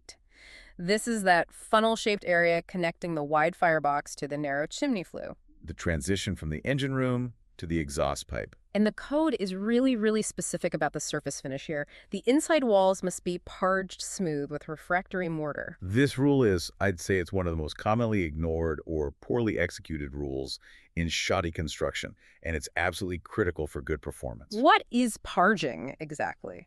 It's basically plastering the inside of the masonry. When a mason builds that funnel shape, they're usually stepping the bricks inward, one course at a time. It's called corbelling. So you end up with a surface like a staircase. A jagged, rough staircase. And from a fluid dynamics perspective, every single one of those steps, those brick edges, creates drag. It creates turbulence. You get these little eddies where the smoke just swirls around instead of rising smoothly. And turbulence is the enemy of draft. It's the enemy. Turbulence means the smoke slows down. When smoke slows down, it cools down. And when smoke cools down, it loses its buoyancy. A rough, jagged smoke chamber creates a sluggish, weak draft. By parging it smooth, you're essentially polishing the inside of the chimney. You're reducing the drag coefficient. You want that smoke to slide up and out as effortlessly as possible. There's got to be a secondary benefit to that smoothness too, right? Something about maintenance. Oh, absolutely. Soot and creosote. Those rough, jagged edges are shells. They're perfect places for unburned particulates and sticky creosote to collect. So you're building up fuel for a chimney fire. You are literally building a fuel reserve right in the hottest, most constricted part of the chimney, a smooth, sloped surface. It's much harder for creosote to get a foothold, and it's much, much easier for a chimney sweep to clean it thoroughly. Speaking of slope, the code limits the geometry of this chamber. The walls can't slope more than 45 degrees from vertical. Right. Why that specific angle? Why not a really wide, gentle slope? It's about maintaining velocity. If you make the chamber too wide and flat, like a big cavern, the smoke expands, slows down, and loiters in the corners. It stalls. You want a funnel, not a room. That 45-degree angle is the sweet spot. It's the best compromise between reducing the width to fit the flue liner while keeping the smoke column moving upward at a good clip. Yeah. Any flatter, and you start getting significant soot buildup and draft problems. And the walls of this chamber have to be thick. The code says 8 inches of solid masonry or 6 inches if it's lined with special fire brick. And that takes us back to our second force, heat management. The smoke chamber is often the hottest part of the entire chimney system because you've got this concentration of hot gases being forced through a restriction. That 8 inches of solid mass is a heat sink. It's there to absorb that intense thermal load so it doesn't transfer through to the wooden framing of your house that might be just on the other side. Which is a perfect lead-in to the next section. We've talked a lot about managing the smoke going up, but the code is just as concerned with managing the heat going down and out. And embers. Gravity isn't just pulling on the bricks, it's pulling on the embers and rolling logs. Exactly. This is section 3, the splash zone. Let's talk about hearths and hearth extensions. R1001.9 and R1001.10. Okay, so the code makes a distinction between the hearth, that's the floor inside the firebox, and the hearth extension, which is the protective floor out in the room. Right. Let's start with the hearth inside. R1001.9.1 requires it to be a minimum of 4 inches thick. And this is almost entirely a thermal shock requirement. Imagine what happens when you build a big hot fire. The top surface of that concrete or stone hearth is being exposed to, 800, maybe 1,000 degrees Fahrenheit. But the bottom of that slab, resting on the foundation or the floor framing, is at maybe 50 or 60 degrees. It's a massive temperature gradient. Wrong. And that differential creates immense internal tension within the material. Concrete and stone are great in compression, but they're terrible in tension. I don't like to be pulled apart. They hate it. If that slab is too thin, say you only pour it 2 inches thick, that thermal stress will literally snap it. It'll crack right down the middle. You need that 4 inches of mass to distribute the thermal load more gradually through the slab and give it the structural rigidity to resist cracking. Okay, that makes sense. Yeah. Then we have the extension, the non-combustible floor out in front of the fireplace. The standard rule is it has to be 2 inches thick. But there's this really interesting exception. It says if the bottom of the firebox is raised up 8 inches or more from the floor, the extension only needs to be 38 of an inch thick, like a piece of tile. This is a direct application of the inverse square law of radiation. It's really clever. The hearth extension is doing 2 jobs. It's protecting the floor from falling embers, and it's protecting the combustible subfloor from intense radiant heat. Okay. If the fire is built right down at floor level, the radiant energy blasting out of that opening is hammering the extension right in front of it. You need that 2 inches of masonry to act as an insulator for the wood below. But if you lift the fire up... If you lift the fire 8 inches, you completely change the angle of incidence. The floor right in front of the fireplace is no longer in the direct line of sight of the hottest part of the fire. The radiant heat is now aimed higher out into the room. The floor stays much, much cooler. So the code says, okay, you don't need all that thermal mass for insulation anymore. You just need a thin, non-combustible surface to catch any sparks or embers that might fall out. Exactly. The hazard has been reduced, so the requirement is reduced. Speaking of catching sparks, the dimensions of this extension are really tightly regulated in R1001.10. The standard is 16 inches out in front and 8 inches to each side. Yep. But if you have a big fireplace, the code defines that as 6 square feet or more, it jumps up to 20 inches in front and 12 inches to the sides. They're doing physics calculations. They are essentially calculating the likely trajectory of a rolling log. Really? Think about it. A bigger firebox implies bigger fuel, bigger logs. If a 24-inch log gets jostled and rolls out of a standard fireplace, it has a certain amount of momentum. It's going to roll a certain distance. And 16 inches is enough to catch it. That's the idea. But if you have a huge 48-inch wide fireplace, you're burning massive logs. Yeah. If one of those big guys rolls out, it's going to travel further. The code is defining the hazard zone, or the splash zone. They want to ensure that when, not if, but when a piece of fuel escapes, it lands safely on stone, not on your antique rug. There's one more rule here that's an absolute prohibition, and I think this gets missed in renovations sometimes. You cannot have any combustible materials under the hearth itself. Never. Not even with the 4-inch thickness. You cannot pour that concrete hearth slab on top of a plywood subfloor. Why not? The heat's all on top. Because concrete is not a perfect insulator. It's a thermal bridge. It slows the heat down, sure, but over hours and hours, that heat conducts through. If you have wood in direct contact with the underside of that hearth, year after year, fire after fire, that wood is being slowly baked. It desiccates. It just dries out. It does more than dry out, and this leads us perfectly into our next topic. It chemically changes. You can end up in a situation where a fire starts under the hearth, inside the floor joists, completely hidden from view, until one day the floor feels spongy or smoke starts pouring out of the basement ceiling. And this is the perfect transition to Section 4. I think this is the most scientifically complex part of the entire code, the invisible threat. We need to talk about clearances and the chemistry of pyrolysis. Pyrolysis is the ghost in the machine. It's the concept that underpins almost all the clearance rules in R1001.11. So the code mandates a 2-inch air clearance on the sides and front of the fireplace masonry and a 4-inch clearance on the back between the brick and any wood framing. You cannot let a stud touch the brick. My question is, why isn't the thick brick wall enough insulation on its own? Because brick, as we said, is a thermal battery. It absorbs heat from the fire, and then it slowly radiates that heat outward from all its surfaces for hours, even after the fire is out. If wood framing is in direct contact with that block, or even just too close to it, it is subjected to what engineers call low-temperature, long-duration heating. And this is where the chemistry kicks in. This is where it gets dangerous. Wood doesn't have one single static ignition temperature. We all learned in school, paper burns at 451 degrees Fahrenheit, and we assume wood is similar. But that's for new, fresh wood being exposed to a flame. When you take a piece of wood, like a floor joist next to a chimney, and you heat it to, say, just 200 degrees over and over for 10 or 20 years, it undergoes pyrolysis. What is that chemically? The volatile compounds inside the wood, the moisture, the resins, the sugars, are slowly driven off. The actual cellulose structure begins to break down and carbonize. So it's slowly turning into charcoal right inside your wall. That's a perfect analogy. Hmm. Chemically, it's becoming pyrophoric carbon. And the terrifying thing about this material is that its auto-ignition temperature drops dramatically. Wood that once needed a 500-degree flame to burn might eventually, after years of this slow baking, be able to catch fire at only 250 or even 200 degrees. So that 2-inch air gap is non-negotiable. It's a thermal break.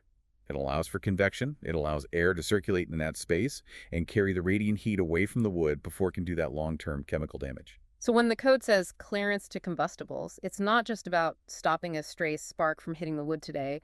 It's about preventing the wood itself from becoming dangerously unstable 10 years from now. Precisely. It's one of the most important long-term safety factors in the entire code. And the same principle applies to the pretty stuff too, right? Mantles and decorative trim. R1001.11 has this section on the 12-inch zone. No combustible trim is allowed within 12 inches of the firebox opening. Unless it follows a very specific projection rule. Right, this weird sliding scale.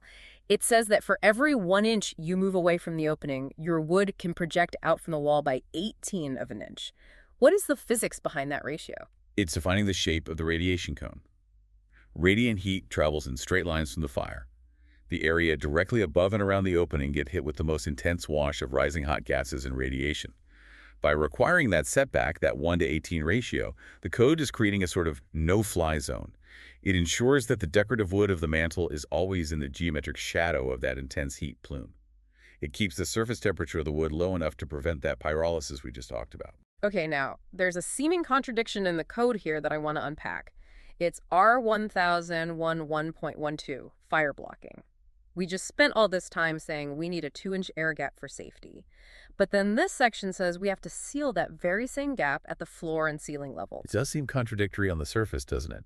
But it's addressing a completely different fluid dynamic threat, the stack effect inside the wall cavity. Explain what that means.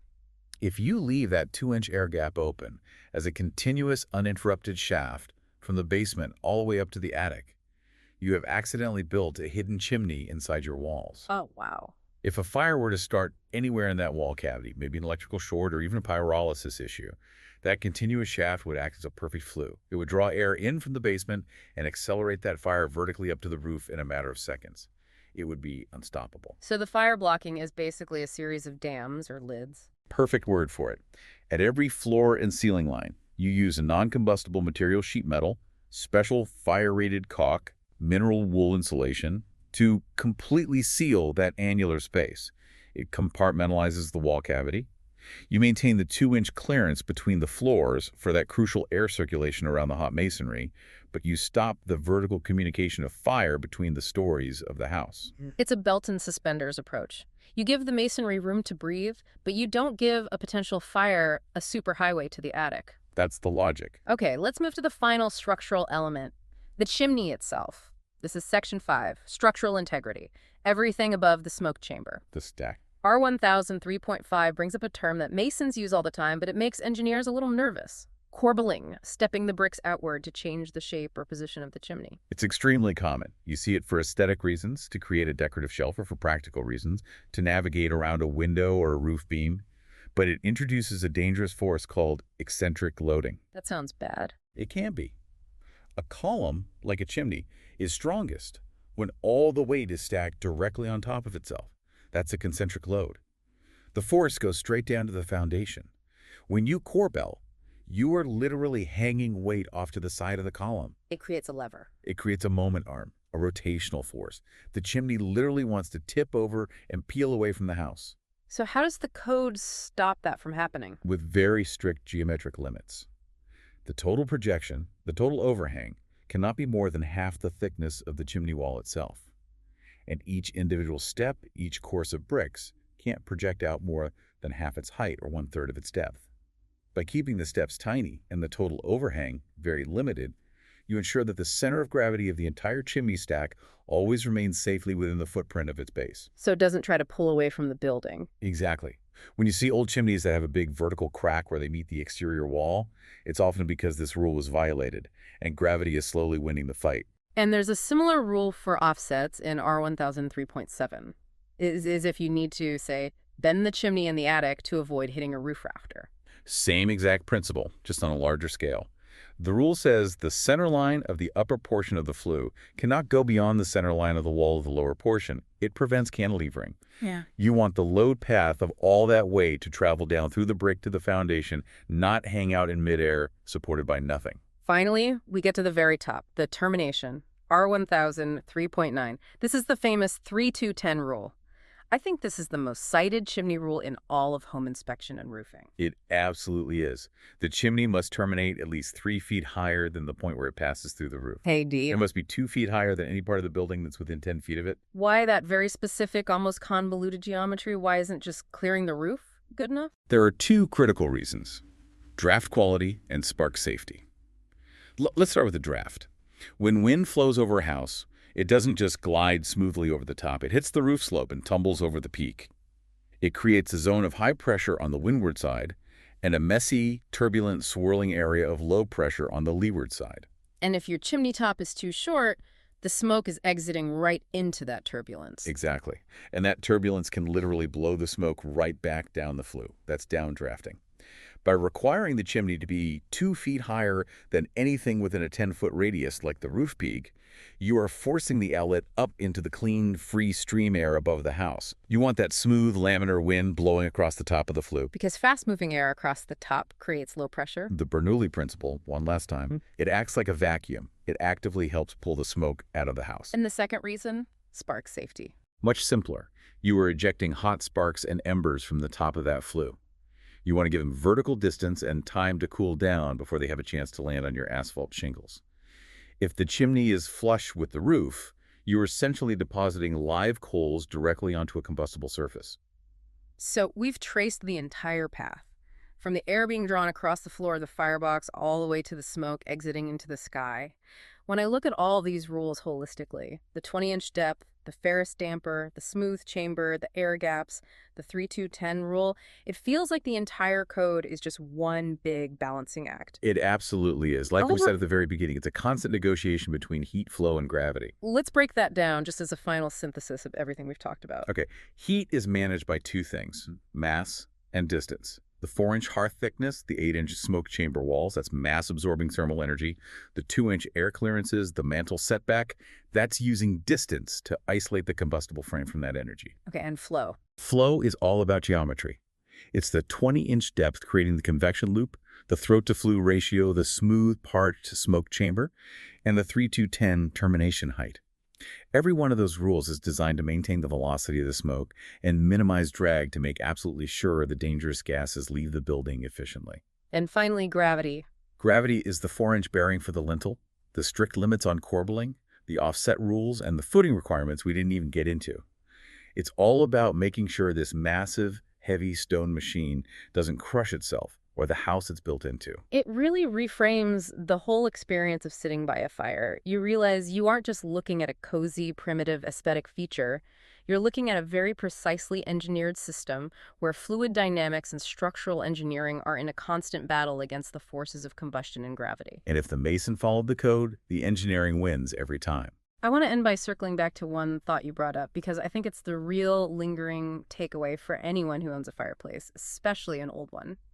It's that idea of pyrolysis. We look at old houses with those beautiful, dark, aged wooden mantles, and we think of it as patina. Right, a sign of age and character. But what you're saying is that chemically, that wood is keeping score.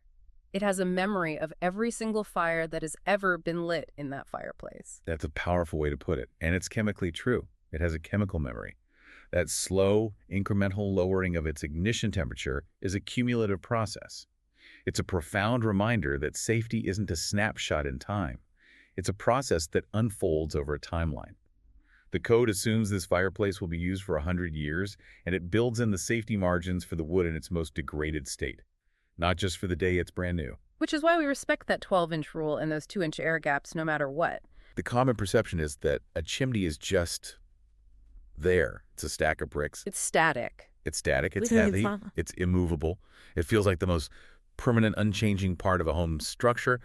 But looking through the stack of research and the code standards we have in front of us today, that view is not only wrong, it's actually kind of dangerous. It is. If you look at a chimney through the lens of an engineer or, a building inspector, it isn't a statue, it's a high-performance machine. A machine. I mean, think about it.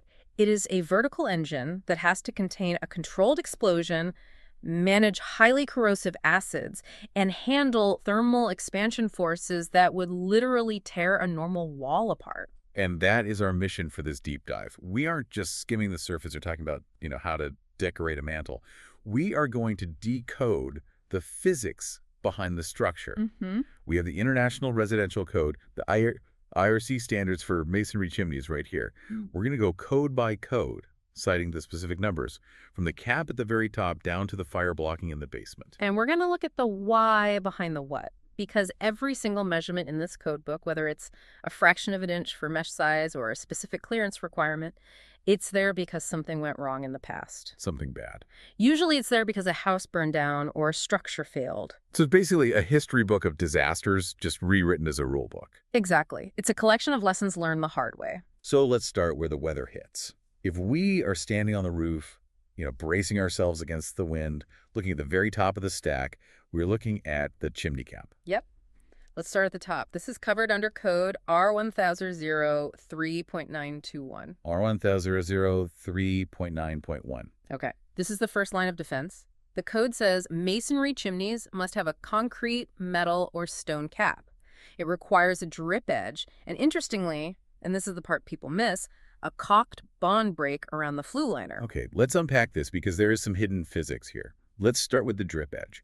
To me, a cap is just a lid. It keeps the rain out of the hole, right? That's what most people think. Why does the code mandate a specific edge profile? Why can't it just be flat? It's all about water management and the physics of surface tension. I mean, if you just have a flat slab of concrete that ends flush with the brick wall, water doesn't just fall off the edge. Okay. Due to surface tension, water is sticky. It curls around that 90-degree corner and runs right down the face of the brick. So you effectively create a waterfall clinging to the side of your masonry. Exactly, a sheet of water. And you have to remember, masonry is porous. It's not plastic. It drinks that water. So if the bricks get saturated and then the temperature drops at night, which happens constantly in heating climates, that water freezes. Ice expands? It expands with tremendous force. We're talking thousands of pounds of pressure per square inch inside the pores of the brick. Wow. That is how mountains get turned into gravel, and it is exactly how your chimney gets destroyed. That's spalling. When you see the face of bricks popping off, that's usually freeze-thaw damage caused by a lack of a drip edge. So the drip edge is basically a physical overhang, a little groove or projection that forces the water to break that surface tension and drop free to the roof rather than running down the wall. Precisely. It protects the vertical walls from saturation.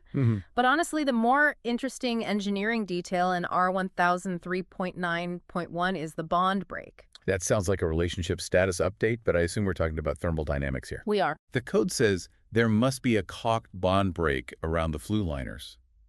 Why can't we just pour the concrete cap tight against the clay pipe sticking out of the top? It seems like that would be more watertight. It seems like it would, but this is where you have to visualize the chimney as a moving object. Moving. Yes. When you light a fire, the flue liner, that clay pipe inside the chimney, gets hot. Really hot. And when materials get hot, they expand. Thermal expansion. Right. The liner gets wider, but significantly it gets taller. It pistons up. But the concrete cap is sitting on the outside, exposed to the winter air. Correct. The cap is freezing cold and stationary. The liner is hot and moving. Okay, I see where this is going. If you bond them together, if you pour the concrete tight against the clay so they become one unit, you have an unstoppable force meeting an immovable object. The expanding liner will push against the concrete cap and crack it right in half. Just like that. And once the cap is cracked, water gets in, freezes, and the whole top of the chimney begins to disintegrate. So the bond break is essentially an expansion joint. That's all it is. It's a gap filled with flexible silicone or caulk that allows the liner to slide up and down through the cap without breaking it. It accommodates the breathing of the chimney. That is a great visualization. It accounts for the fact that the inside and the outside are living in two different thermal universes. Exactly. Different worlds. Now, sitting on top of that cap, you often see a cage or a screen. The spark arrest store, this is covered under R1003.9.2. Right. Now, spark arresters aren't mandatory in every single jurisdiction, but if you do install one, and you really should, the code is incredibly specific about the mesh. How so? It has to be heat and corrosion resistant, so 19-gauge galvanized or 24-gauge stainless steel. But the detail that really matters is the hole size. The code says openings cannot allow a sphere larger than 12-inch to pass, but they cannot block a sphere smaller than 38-inch. Yeah. That's an unbelievably tiny window. We're talking about a difference of 1/8 of an inch here. It's tiny. Why is the tolerance so tight? It's what I call the Goldilocks zone of fluid dynamics and fire safety. You have two competing interests here that are basically fighting each other. Oh, yeah. On one hand, you have the arrestor function. You want to stop burning debris from leaving the chimney. Right. Makes sense. If the holes are bigger than 1/2 inch, a burning chunk of creosote or a large ember can float right out, land on your cedar shake roof or in a pile of dry leaves, and start a structure fire. Okay, so logically, you'd want to make the holes tiny, make it like a window screen to catch everything. But you can't. That's the other side of the equation. Smoke isn't just hot air, it's dirty. It carries particulates, soot, tar, ash, creosote. Right. If the mesh is too fine smaller than 38 of an inch, it acts like the lint trap in your dryer. It just clogs up rapidly. And if you clog the exhaust of the chimney, You kill the draft. The smoke has nowhere to go but back down. It backs up into the house. You get carbon monoxide buildup or you choke the fire completely. So the code engineers calculated this specific range, 38 to 12 inch, where the mesh is tight enough to catch the dangerous heavy embers, but open enough to let the smoke particulates pass through without clogging. so it's a self-cleaning filter, essentially. Ideally, yes. Though you still need to clean it, of course. Of course. Okay. We're going to hit pause on your training session for just a minute. I know you're probably deep in the weeds of, a flue liner tutorial or something. But we really need to talk about who is actually producing all of this content. Right. If you're here watching these videos, you're already getting the benefit of the training. But there's a much bigger ecosystem behind this YouTube channel. We're looking at chimneysweeps.com, and it's pretty clear this isn't just a media company. It's more like a funnel, a vetting engine for the industry. That's a really important distinction because usually with these online directories, you just pay a fee, you get your pin on a map. Is that what's happening here? Is this just another pay-to-play model? No. The documentation we have suggests it's the opposite. It seems like they're trying to solve that classic low bidder problem that plagues the trades. They're not looking for advertisers. They're building a vetted network. And that standard, it seems to come directly from the founder, Ray Gessner. I was looking at his bio. You don't often see this kind of background. It's this mix of high-level academic engineering and, actual trade mastery. You usually get the guy in the office or the guy in the truck. Exactly. And that combination is really the key here. Ray isn't just some tech guy. He has a master's degree in civil engineering. He's a licensed professional engineer, a PE in multiple states. But he also holds master licenses, HVAC, gas fitter, plumber. And he's a certified home inspector through NACI. So he's looking at a chimney as both a structural engineer and as a hands-on inspector. But how does that actually translate to the platform? Is it just good branding? It seems to be baked right into the gatekeeping. Because he understands the physics, the code, the actual science behind it, the platform can enforce a technical standard that, a simple lead gen site just couldn't. Which brings us to their whole gold standard vetting process. Okay. Right. So for the professionals listening right now, the ones who are already doing great work, how does the platform actually verify that? How do they filter out the noise? Well, it starts with the basics, the non-negotiables. You have to have the proper licensing, general liability insurance, workers' comp, all of that. The table stakes. Exactly. Yeah. But the real barrier to entry is the CCI exam, the Certified Chimney Inspector Test. And this isn't just one of those watch a video and click a button certifications. Oh, far from it. Ray Gessner developed this exam himself to test for technical accuracy, safety knowledge. It's designed to be difficult. It's a filter, plain and simple. It ensures that if a homeowner finds you through them, they're not just getting a name from a list. They're getting someone who passed a really tough technical evaluation. Okay, so let's say a listener runs that gauntlet. They've got the insurance, they study, they pass the CCI exam, they're in. What's the actual utility for them? Why jump through all those hoops instead of, say, just buying more Google ads? Because it shifts you from just being listed somewhere to being part of an operational support system. The sources show a few key benefits. First, there's the proprietary inspection report software. Which I'm guessing is based on those same engineering standards we were just talking about. Precisely. It automates the reporting, so your paperwork has the same rigor as the inspection itself. Then there's the community. You get access to these monthly online forums, mentorship, networking. It's like a mastermind group for ethical operators. And that brings us to getting the actual clients. Let's talk about the number 833-Chimney. That's the engine. The website, that phone number, they drive homeowners who are specifically looking for qualified professionals. These are not people just shopping for the cheapest price.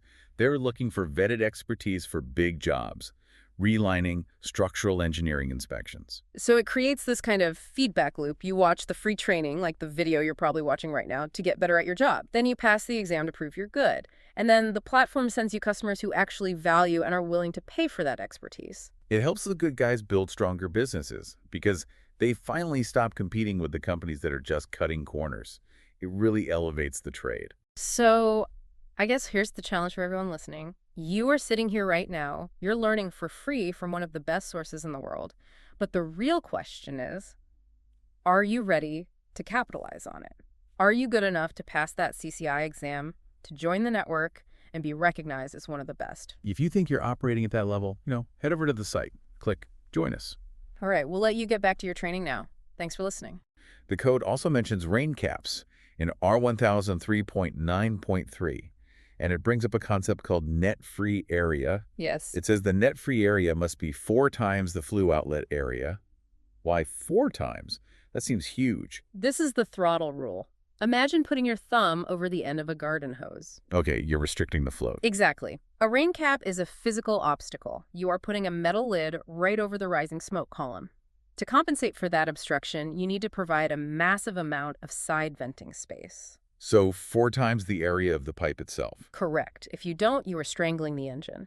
You'll get smoke spillage in the living room every time you open the fireplace door because the draft just isn't strong enough to overcome the resistance at the top. So it's all about maintaining that flow. Oh. So we've capped the machine properly. We've accounted for expansion and flow.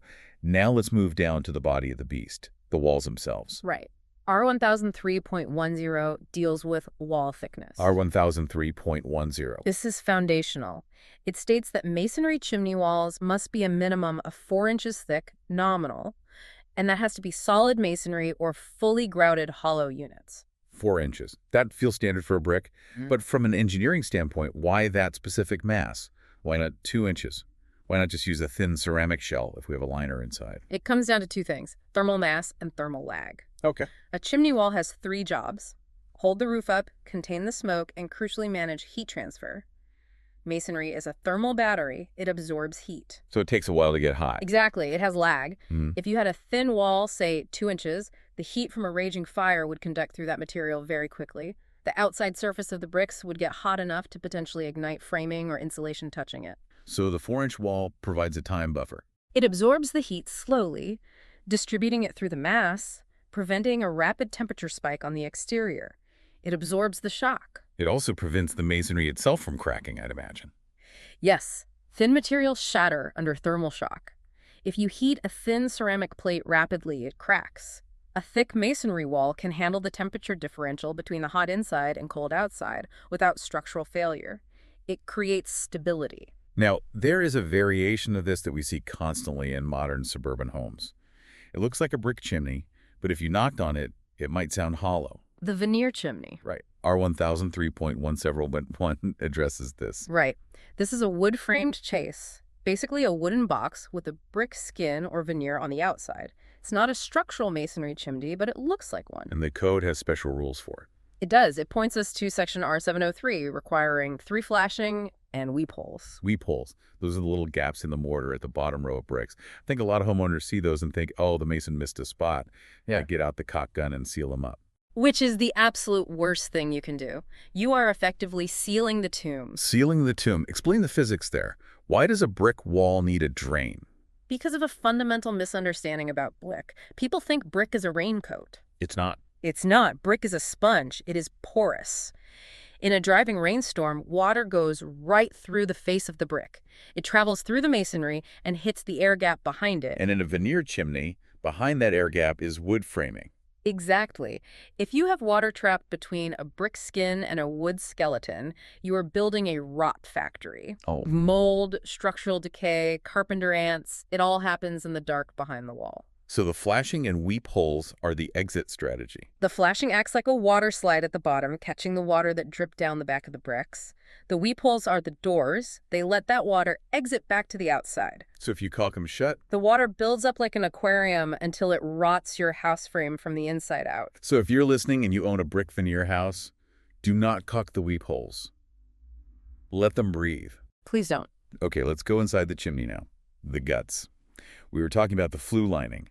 R1003.11 says all masonry chimneys must be lined. No exceptions. This is the hazmat suit of the system. An unlined masonry chimney is a relic of the 18th century, and it's a disaster waiting to happen in a modern home.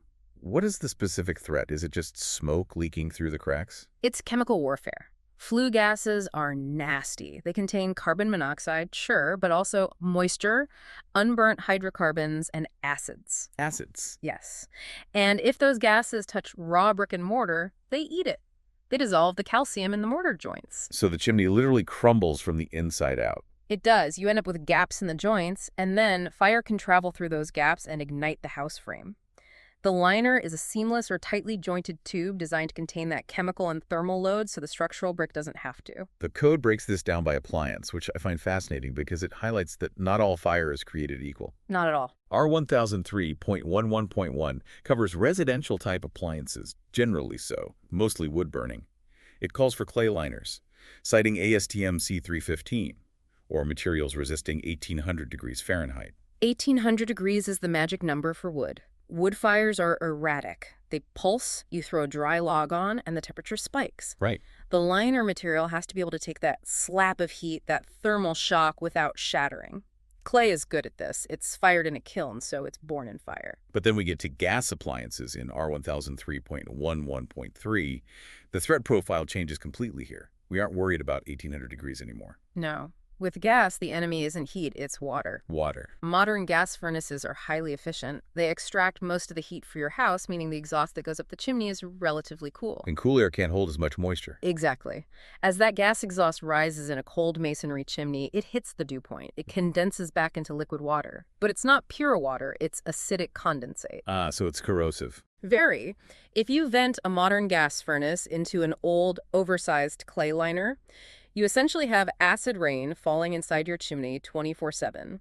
It flakes the clay, eats the mortar, and eventually it soaks through to the plaster in your bedroom walls. So that's why the code for gas emphasizes different materials. Usually aluminum or stainless steel that resist corrosion and are sized small enough to keep the gas hot so it doesn't condense. Then you have pellet stoves under R1003.11.4. What's their deal? Pellet stoves are unique because they are pressurized. They use a fan to blow the smoke out. So it's not a natural draft. No, it's a forced draft, positive pressure. A standard chimney relies on natural draft, negative pressure. If you have any leaks in a pellet liner, the fan will literally pump smoke into your house. So pellet liners must be sealed absolutely airtight. And finally, oil appliances under R1003.11.5. Oil is a dirty fuel compared to gas. It contains sulfur. When you burn it, you get sulfur dioxide. Mix that with the moisture in the exhaust, and you get sulfuric acid. Battery acid. Pretty much. If you use a standard aluminum liner designed for gas on an oil furnace, that acid will turn it into Swiss cheese in a couple of years. So you need something stronger. You need type L vent or heavy gauge stainless steel, specifically rated for oil. This leads to R1003.11.6, which is a rule about labeling. Notice of usage. I call this the save the future rule. I like that. If you reline a chimney, you must place a permanent label at the connection point stating exactly what that liner is for. Because the liner is hidden. You can't see it once it's installed. Right. Imagine you buy a house, you see a brick chimney, you assume it's a standard fireplace, you hook up a big wood stove. Okay. But unbeknownst to you, the previous owner relined it with a lightweight aluminum tube for a gas log set. You light a wood fire, the temperature hits 1,000 degrees. The aluminum melts instantly. The draft collapses. You have a chimney fire and the liner fails immediately. Oh, that's a nightmare scenario. That label is a critical communication across time warning you. This machine is calibrated for gas. Do not add wood. It's amazing how a simple sticker can save a life. Let's move to the installation physics. We talked about those clay liners earlier. R1003.12 dictates how we actually put those heavy clay tubes into the stack. Yes, the how-to. There are two details here that really stood out to me. First, the angle. You cannot angle the flue more than 30 degrees from vertical. This is pure fluid dynamics. Smoke is buoyant. It wants to go straight up. The path of least resistance. Exactly. That's its most efficient path. When you introduce an angle, you create resistance, drag, and turbulence. If you angle it too sharply, say 45 degrees, the smoke hits the top side of the liner and slows down. When smoke slows down, it cools. When it cools, it drops its payload, creosote. So a sharp bend becomes a catch point for flammable tar. It becomes a choke point. 30 degrees is the engineering limit where gravity still allows soot to fall to the bottom during cleaning, and buoyancy still carries the smoke to the top efficiently. The second detail in R1003.12 is one that I suspect is violated constantly. The code requires an airspace between the liner and the masonry. This is arguably the most critical and most ignored rule in chimney construction. You cannot wick the liner in tight. But why? It seems stronger that way. You must leave an air gap between the outside of the clay liner and the inside of the brick wall. We're back to the expansion concept, aren't we? We are, but it's even more aggressive here. How so? In a chimney fire, that inner liner can hit 2,000 degrees. It is going to expand outward with immense hydraulic force. If it is encased solidly in mortar, it will crack the entire chimney structure from the inside out. It pushes the house apart, and the air gap acts as a cushion. It's a buffer zone for movement, but it's also an insulator. Air is a terrible conductor of heat. Right. By having that gap, you break the thermal bridge. You keep that extreme heat inside the liner and away from the exterior masonry where the wood framing is. It also says the mortar used must be refractory mortar. What's the difference between that and the stuff they use for the bricks? A huge difference. Standard mortar is Portland-based. It's great for compression, but it doesn't like high heat, and it dissolves in acid. Refractory mortar is calcium aluminate-based. It's basically liquid rock that is designed to withstand 2,500 degrees and resist acid corrosion. It doesn't wash out. So if you use regular mortar for the flue tiles? It will eventually crumble and fall out, leaving dangerous gaps between the sections. Now, R1003.13.2 explicitly warns, space around lining. Do not use that gap to vent another appliance. Right. Don't get clever. We see this in retrofits. Someone wants to add a water heater, so they just stick the pipe into the empty corner space between the liner and the brick. It seems like free real estate. It's an empty vertical shaft. It's a death trap. That space isn't a flue. It's rough, it's unsealed, and it's cold. A bad combination. If you dump exhaust into it, it will condense immediately, soaking the masonry. Plus, you're pressurizing a cavity that connects to the rest of the house structure.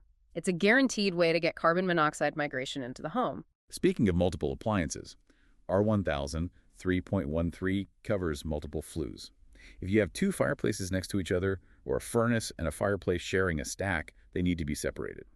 The code calls for a wythe, W-Y-T-H-E. A wythe is just a masonry divider wall, a partition. The code mandates a 4-inch masonry wythe between adjacent flues. Why can't the clay liners just touch each other? They're both heat resistant, right? It's about fire separation. Imagine you have a chimney fire in the fireplace flue. It is roaring. If the furnace flue is touching it directly, that heat transfers instantly via conduction. It could warp the metal furnace liner, or worse, pressurize it. So the fire jumps from one tube to the other. Exactly. The wythe is a firewall inside the chimney. It ensures that a catastrophe in one system is contained and doesn't breach the integrity of the other system. But the code does offer an exception. They can touch if the joints are staggered. Right. If you stagger the joints by at least 4 inches, you eliminate the direct path for fire to burn through the mortar joints from one flue to the next. It's all about creating a labyrinth that stops fire. Okay, let's move to section 5, the breadth. This is all about sizing and draft. R1003.14 talks about flue area for appliances. It lays down a hard rule. The flue cannot be smaller than the appliance connector. This is simple hydraulic logic. If you have a wood stove with a 6-inch exhaust pipe, you cannot neck it down into a 4-inch flue. You're creating a bottleneck. The smoke hits that restriction, slows down, and spills back. You can always go slightly bigger within reason, but you can never go smaller than the source. But for fireplaces, it gets more complex because a fireplace doesn't have a pipe. It's just a big open mouth. It is. So R1003.15 gives us two options for sizing the flue. Option 1 is ratios. This is the rule of thumb method. The code says if you have a round flue, the area of the flue must be at least 112th the area of the fireplace opening. Okay, 112. Yeah. But here's where it gets interesting. If the flue is square or rectangular, the code demands it be bigger, 110th or even 18th, depending on the aspect ratio. Why does the shape of the pipe dictate the size? Aerodynamics. Smoke spirals. It moves most efficiently in a circle. A round pipe offers the least resistance. It creates a laminar flow. Smooth flow. As soon as you introduce corners, like in a square flue, you create dead zones. The smoke gets trapped in the corners and creates eddies. Turbulence. And that turbulence acts as friction. Yes, it drags on the draft. So a square pipe is inherently less efficient than a round one. Much less. And a long, flat, rectangular one is even worse. So the code says if you are going to use an inefficient shape like a rectangle, you have to oversize it to compensate for the drag. That's why you need 110th area for squares, but only 112th for rounds. That is a brilliant example of hidden physics in the code. It's compensating for aerodynamic drag. Now, option 2. R1003.15.2 is the chart method. This brings in a new variable. Height. The chart method rewards you for building tall. The principle here is the stack effect. How does that work? Draft isn't a fan pushing air, it's a vacuum pulling air. A vacuum. It is created by the pressure difference between the hot air inside the chimney and the cold air outside. The taller the column of warm air, the greater that pressure difference becomes. A 30-foot chimney creates a much stronger vacuum, a stronger pull, than a 10-foot chimney. So if you have a tall chimney, you have a stronger engine. Exactly. And because you have a stronger engine, the chart might tell you that you can get away with a slightly smaller flue size than the simple ratio method would suggest. The height compensates for the area. We are entering the final section now, and honestly, this feels like the most critical part for actual home safety. Section 6, the critical safety zone. Absolutely. Connections, cleanouts, and clearances. Let's start with R1003.16, the inlet. This dictates how the stovepipe enters the chimney wall. It requires a thimble, a protective sleeve made of fire clay or metal. But the most common violation here is protrusion. Protrusion? The code says the connector cannot protrude into the flue. I can visualize this mistake. You shove the stovepipe into the hole in the wall, and you push it in too far, so it's sticking 3 inches into the vertical smoke path inside. It happens all the time. And you've just done 2 terrible things. 1, you've created a physical obstruction. You've blocked a percentage of the draft. 2, you've created a ledge. A shelf for creosote. Yes. Soot will pile up on top of that protruding pipe. Eventually, it blocks the flow completely, or worse, that pile of soot ignites. The connection must be perfectly flush with the inner wall to allow for smooth flow and easy cleaning. R1003.17 covers cleanout openings. It mandates a cleanout door 6 inches below the lowest inlet. This is the serviceability requirement. A masonry chimney creates solid waste soot, ash, creosote flakes. Gravity pulls that waste down. It has to go somewhere. You don't have a door to get it out. It piles up. It fills the bottom of the chimney until it blocks the inlet pipe. Now you have a blockage. But more dangerously, you have a fuel reservoir. A fuel reservoir. You have 3 feet of highly flammable creosote dust sitting right below your fire. 1 spark drops down there. And you have a blast furnace in your basement. Exactly. The cleanout door is what allows you to remove the bomb before it detonates. If you can't clean it, it's not safe. Now, R1003.18, chimney clearances. I've heard carpenters say this is the rule that burns houses down 10 years after they are built. That is not an exaggeration. The code requires 2 inches of airspace clearance to combustibles for interior chimneys and 1 inch for exterior chimneys. Meaning the wood framing of the house, the studs, the joists, cannot touch the brick. Not even close to touching. 2 inches of air. But why the 10-year delay? If the wood touches the brick, shouldn't it burn the first time you light a fire? No. And that's why it's so insidious. It's a process called pyrolysis. Pyrolysis. Unpack that for us. When you heat wood, even at low temperatures, it undergoes a chemical change. If you have a 2x4 touching a chimney, it might get heated to, say, 200 degrees every night you have a fire. Which isn't hot enough to burn wood normally. Not even close. Normal ignition is what, 450 degrees, something like that? Yeah, around there. But over years of this heating and cooling cycle, the wood chemically dries out. It degrades. It turns into something resembling charcoal on a cellular level. Its ignition temperature drops drastically. The wood actually becomes more flammable the older it gets. Yes. It becomes pyrophoric. One day, you light a normal fire, the brick gets to 200 degrees, just like always. But because that wood has undergone pyrolysis for a decade, it spontaneously ignites at that lower temperature. That is terrifying. It's a slow-motion fuse hidden behind the drywall. It is, and you can't see it happening. That is why the code is absolute. 2 inches of air. The air circulates, cooling the masonry and preventing that heat transfer to the wood. Finally, R1000 3.19, chimney fire blocking. This seems almost contradictory to the airspace rule. We just said leave a gap, but fire blocking says seal the gap. It's about where you seal it. The airspace is vertical running up the wall alongside the chimney, but where that chimney passes through a floor or ceiling, you must seal that ring with non-combustible material. Why? What is the risk there? It's the chase effect. A chimney usually runs inside a boxed-out shaft to chase. It's a vertical tunnel from your basement to your attic. Like a utility shaft. Exactly. Now, imagine a fire starts in the basement, maybe near that clean-out door we talked about. Okay. If there is no fire blocking at the floor levels, that chase acts like a chimney itself. The fire will race up the outside of the masonry, bypassing the living room, bypassing the bedrooms, and erupt in the attic in minutes. The fire uses the chase as a highway. It does. Fire blocking puts a lid on that highway at every floor level. It compartmentalizes the house. It forces the fire to stop at the floor, slowing it down, giving you time to smell smoke, get the kids, and get out. So the airspace keeps the wood cool, but the fire blocking stops the draft outside the chimney. Correct. It's a system where every single piece relies on the others. When you lay it all out like this, from top to bottom, the complexity is staggering. Let's quickly recap this journey down the stack. We started at the cap. That's R1003.9.1, dealing with the bond break to handle expansion and the drip edge to fight water. We tuned the spark arrest or mesh to that Goldilocks zone. Small enough to catch embers, big enough to pass smoke. We looked at the massive 4-inch walls required for thermal storage and the critical weep holes that keep veneer chimneys from rotting from the inside. We went into the guts, the linings, how gas creates acid, wood creates heat, and why you never ever mix them up, and that notice of usage label to protect the next homeowner. We covered the installation physics, the 30-degree drag limit, the Wythe firewall, and that vital airspace cushion around the liner. And we finished with the invisible dangers.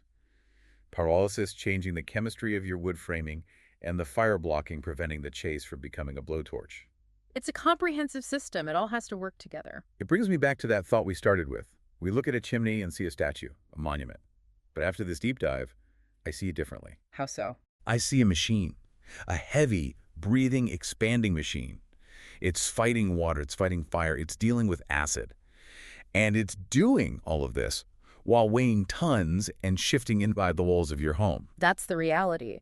And the code is the operating manual that keeps that machine from turning on its operator. A sobering thought for the next time you strike a match. We invite the one thing into our home that the rest of the house is built to resist. Yeah. We build walls to keep weather and fire out, and then we build a box in the living room specifically to hold fire. Exactly. And that is what brings us to today's deep dive. We are doing something that sounds, well, incredibly dry on paper, but is actually a survival manual in disguise. We're looking at the International Residential Code, specifically the chapters on chimney and fireplace safety standards. Right. Now, I know what you're thinking. Codes? Legal jargon? Is this going to be a lecture? But our mission today is to strip that away. We aren't here to read the phone book. We are here to uncover the physics. Because when you look at these codes, specifically CRISTR 10 of the IRC, you realize they aren't just arbitrary rules made up by bureaucrats. Sure. They are a history book of things that went wrong. Every measurement, every clearance, every prohibition usually exists because at some point in the past, a house burned down, a structure failed, or someone got hurt. That's the lens we're using today. We want to find the why behind the rule. We're going to decode the engineering that keeps the fire in the box, and we are going to be rigorous about it. We're walking through specific code sections, the R1000 series, to see exactly how the law dictates the architecture of combustion. It is going to be a technical journey, but by the end of it, you'll never look at a fireplace the same way again. You'll start seeing the code in the walls. So let's start at the top, the roof. The first line of defense against the elements. I want to talk about a term that, until I read this material, I genuinely thought referred to an insect infestation. Oh, I know where you're going with this. We are talking about R1001 3.20, titled Chimney Crickets. I get that a lot. Do I need an exterminator? No, you need a carpenter. In the building world, a cricket is a critical piece of roof geometry. It's a water diverter. Walk us through the visualization here. If I'm standing on a roof looking at the back of a chimney, what am I looking at if there's a cricket there? Okay, picture a wide chimney sticking up through a sloped roof. If the roof slopes down toward the back of the chimney, you have a vertical wall facing uphill. A cricket is essentially a small, peaked roof, like a tiny gable or a triangle, built directly behind that chimney stack. Okay. It connects the back of the chimney to the main roof slope. Okay, so it's a diverter. It splits the flow of water. Precisely. Now, R1003.2 is very specific about when you need one. It says a cricket is required if the chimney width parallel to the ridge line is more than 30 inches, provided the chimney doesn't intersect the ridge. 30 inches seems to be the magic number. Yeah. Why that specific width? What is the physics dictating that rule? It comes down to hydrology and the sheer volume of water. Think about a heavy rainstorm or a rapid snowmelt. Your roof is a collection surface, a massive funnel. Right. Gravity is pulling all that water down the slope. Mm-hmm. If you have a narrow pipe, say a 10-inch metal flue, the water flows around it effortlessly. It's like a pebble in a stream. Sure, it just parts and comes back together. The water separates and rejoins immediately. But a 30-inch wide masonry chimney. That is a dam. It is a massive obstruction in the flow of the river. Mm. Without a cricket, that water hits the flat back of the chimney and stops. It pools. Mm. And it's not just water. Debris, leaves, pine needles. All of it gets trapped. It all collects there Yeah. because the flow velocity drops to zero. You essentially create a reservoir on a surface designed to shed water. And standing water is basically the universal solvent for houses? It is the ultimate enemy. Yeah. Shingles and flashing are designed for moving water, not standing water. If water sits there, the hydrostatic pressure eventually forces it under the shingles. I see. It attacks the flashing, which is the seal between the roof and the brick, and it rots the sheathing. And in winter, I assume this gets even worse. Much worse. In colder climates, that pool of water freezes. As it freezes, it expands. It creates an ice dam. Right. That expanding ice can lift shingles, tear flashing apart, and literally crush the roof structure. It's a slow-motion demolition. So the cricket is hydraulic engineering. It's traffic control. It takes that sheet of water rushing down the roof and splits it. It forces the water left and right around the chimney so it can continue its journey to the gutters. The code mandates that this little structure be flashed and counterflashed, just like the rest of the roof, effectively making the chimney aerodynamic, or hydrodynamic, I suppose, to water. It's interesting that the first major safety feature we're discussing isn't even about fire. It's about water. Well, water destroys more chimneys than fire does. Hmm. But if the structure rots, the fire safety fails too. How so? If the wood framing around the chimney is rotted, it loses its structural integrity and its fire resistance. It's all connected. Got it. Okay, let's move down from the roof and get into the living room. I want to talk about the unit itself. Now, most people picture a mason laying bricks to build a fireplace, but that's becoming rarer. Much rarer, yeah. We are focusing on factory-built fireplaces. This is the R1004 series in the tailed. Right. These are the metal boxes you see in modern construction. You buy them as a unit, you frame them into a wall, and you attach a metal pipe. They're incredibly popular because they are efficient and easier to install, but they are also frequently misunderstood. There is an overarching theme in this section of the code that really stood out to me. If I had to summarize the R1004 series in 3 words, it would be, do not improvise. That is the perfect summary, and it Yeah. starts right at the top with R1004.1 General. The code states that factory-built fireplaces must be listed and labeled. They generally have to be tested to a standard called UL 127. We hear UL listed a lot, underwriters' laboratories, but what does that actually mean in this context? It's not just a sticker, is it? No, it represents a destructive testing process. They take these metal boxes into a lab, and they build fires in them. They overheat them intentionally. They check to see if the heat transfers through the metal to the wood framing behind it. They measure temperatures at every possible point. So when a manufacturer says, you must leave a 2-inch clearance to the back wall, that isn't a guess. Not at all. That is the result of a lab test where 1.5 inches failed. That's a crucial distinction. Yeah. Because in the DIY world, or even with some contractors, there's this attitude of, close enough, I'll just nudge it back a bit to save floor space. And R1004.1 says explicitly they must be installed exactly according to the conditions of their listing. If the manual says use these specific screws or do not block this specific vent, that is now the law. Right. If you deviate, if you improvise, you are effectively taking an untested prototype and putting it in your house. You become the test pilot. And you never want to be the test pilot for a fire containment system. The listing is the guarantee, Yeah. Without it, you're on your own. Part of the system includes the floor in front of the unit. R1004.2 covers hearth extensions. What are we looking for here? This is the non-combustible floor area directly in front of the firebox. The code requires this to be installed according to the listing, and it's a specific component. It must comply with UL 1618. Okay. But the interesting part here is the visual requirement. The Yeah. code often implies, and manufacturers mandate, that this area be visually distinct from the surrounding floor. Visually distinct, so I can't just have my oak hardwood flooring run right up to the metal grate? Absolutely not. From a physics standpoint, you need a non-combustible zone to catch embers and handle radiant heat. But the visually distinct part is psychological. How so? It's a boundary. It tells the homeowner, the guest, or the kids, this zone is different. Do not put the rug here. Do not leave the dog bed here. It's a keep clear sign built into the architecture of the room. Exactly. It's passive safety. It prevents combustible materials from creeping too close to the fire. Now, let's talk about aesthetics versus safety, because this is where people really get into trouble. Everyone wants their house to look unique. You see it on renovation shows, custom hoods, custom caps. But R1004.3 decorative shrouds seems to act as a major buzzkill for the custom metalwork industry. This is one of the most common violations I see. A homeowner or a designer doesn't like the look of the industrial metal cap that came with the fireplace. It looks too utilitarian. Yeah, a bit plain. So they hire a local welder to fabricate a beautiful custom copper shroud to go over the top of the chimney. It looks like a little Italian villa or a modern art piece. And R1004.3 says... It says you cannot install a decorative shroud unless it is listed and labeled for use with that specific fireplace system. Why? If it's just the hat on top of the chimney, how much damage can it do? It can destroy the fireplace. We have to think about airflow. A fireplace relies on a draft, a pressure differential, to pull smoke up and out. It also relies on airflow to cool the pipe itself. Yeah. Factory-built chimneys are often air-cooled systems. They have an inner pipe for smoke and an outer pipe that circulates air to keep the metal from melting. So if I put a restricted cap on top... You're strangling the engine. If that fancy copper cap reduces the opening size or traps heat at the termination point, two things happen. One, the smoke can spill back into the house because you've killed the draft. And the other. Two, and more dangerously, the heat radiates back down the pipe. It creates a bottleneck. A thermal bottleneck. We've seen cases where unlisted shrouds cause the wood framing inside the chase 10 or 15 feet down a wall to ignite because the heat couldn't escape the top. Wow. The code dictates that aerodynamics must win over aesthetics every single time. That's a powerful takeaway. You cannot just cap the pipe with whatever looks good. If the manufacturer didn't test it, you can't use it, period. It acts like a lid on a boiling pot.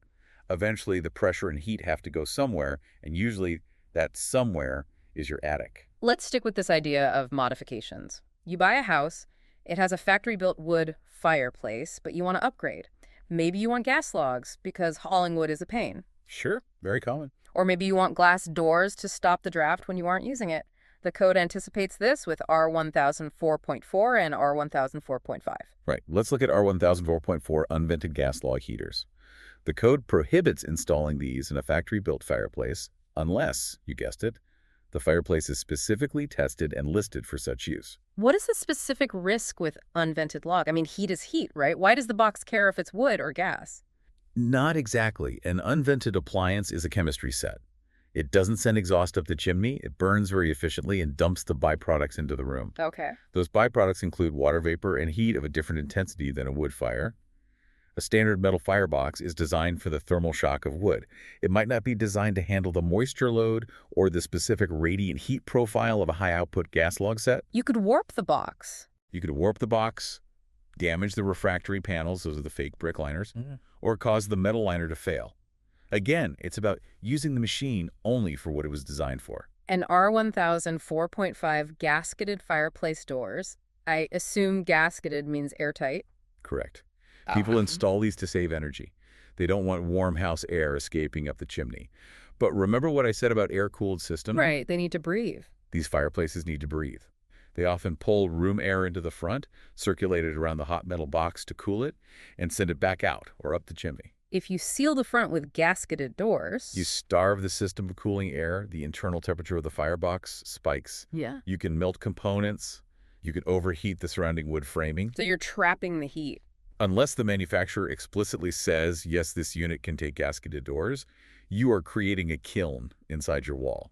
You are essentially blocking the radiator on your car. It really reinforces the idea that this isn't just a hole in the wall, it's a complete system. You can't swap parts like Legos. It's an engine. You wouldn't put a random turbocharger on your sedan without knowing if the pistons could handle the pressure. It's the same logic. Let's follow the heat upwards. We've covered the firebox, now we need to talk about the exhaust system, the factory-built chimney. This is the R1005 series. And we start with a familiar refrain in R1005.1 listing.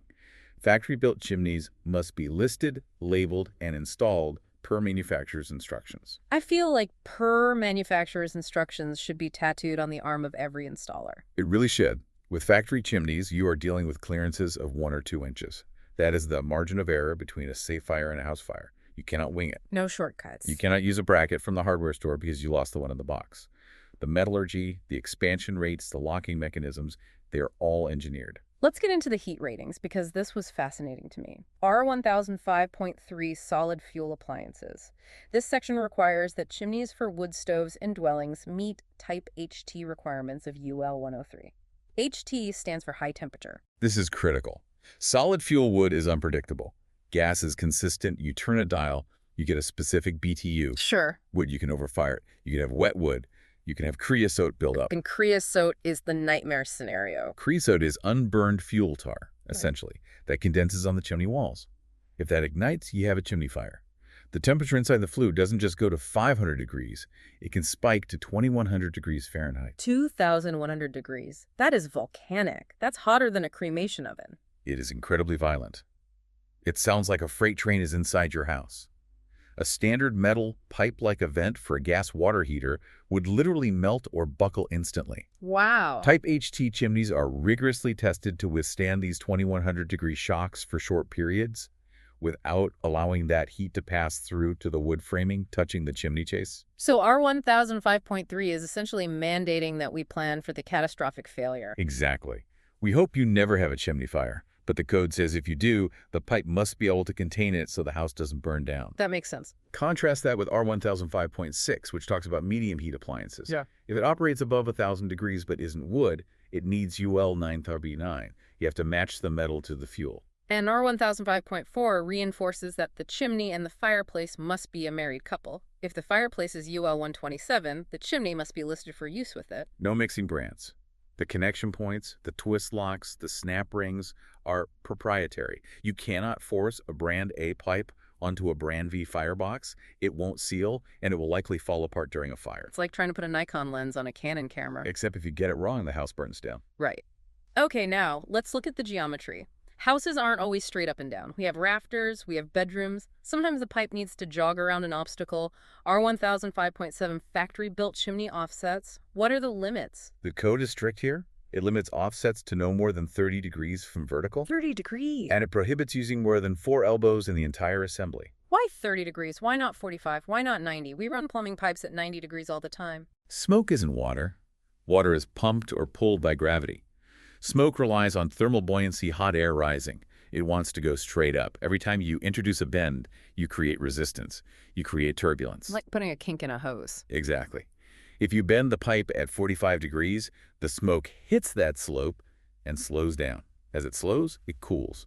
As it cools, the creosote drops out of suspension and sticks to the pipe walls. So a sharp bend is a creosote trap? That's right. And sharp bends equal dirty chimneys, and dirty chimneys equal fires. Got it. Plus, the resistance can cause the smoke to back up into the room. The 4 elbows limit is about cumulative drag. You can't make a pretzel out of your chimney and expect it to draft properly. It needs a straight shot. Also, structurally, R1005.5 support reminds us that chimneys are heavy. They are. And angled pipes put weird torque on the joints. R1005.5 ensures the structural members are designed to carry that load so the chimney doesn't sag or separate at the joints. There's one more component in the chimney section that I think is often overlooked by DIYers, R1005.8 insulation shield. This is vital for attics. The code requires an insulation shield, specifically 26-gauge steel, where the chimney passes through an insulated attic. It has to extend 2 inches above the insulation level. I can see the logic of the homeowner here. I want my house warm. I should pack the pink fiberglass insulation right up tight against the chimney pipe to stop drafts. And that is a fatal mistake. As we mentioned, these chimneys are designed to be air-cooled. They need a buffer of empty air around their outer skin to dissipate stray heat. Right. If you pack insulation against the pipe, you create a heat trap. You're insulating the chimney, not the house. Right. The heat builds up in the metal because it has nowhere to go. It gets hotter and hotter until it exceeds the safety rating of the metal, or it ignites the paper backing of the insulation. So the shield is just a physical barrier. It acts as a dam. It holds the insulation back physically, guaranteeing that the critical air gap remains open. It's fascinating how empty air is treated as a building material in this code. It's a structural component. Air is the invisible insulator. Without it, the system fails. Which actually leads us perfectly to the next major section.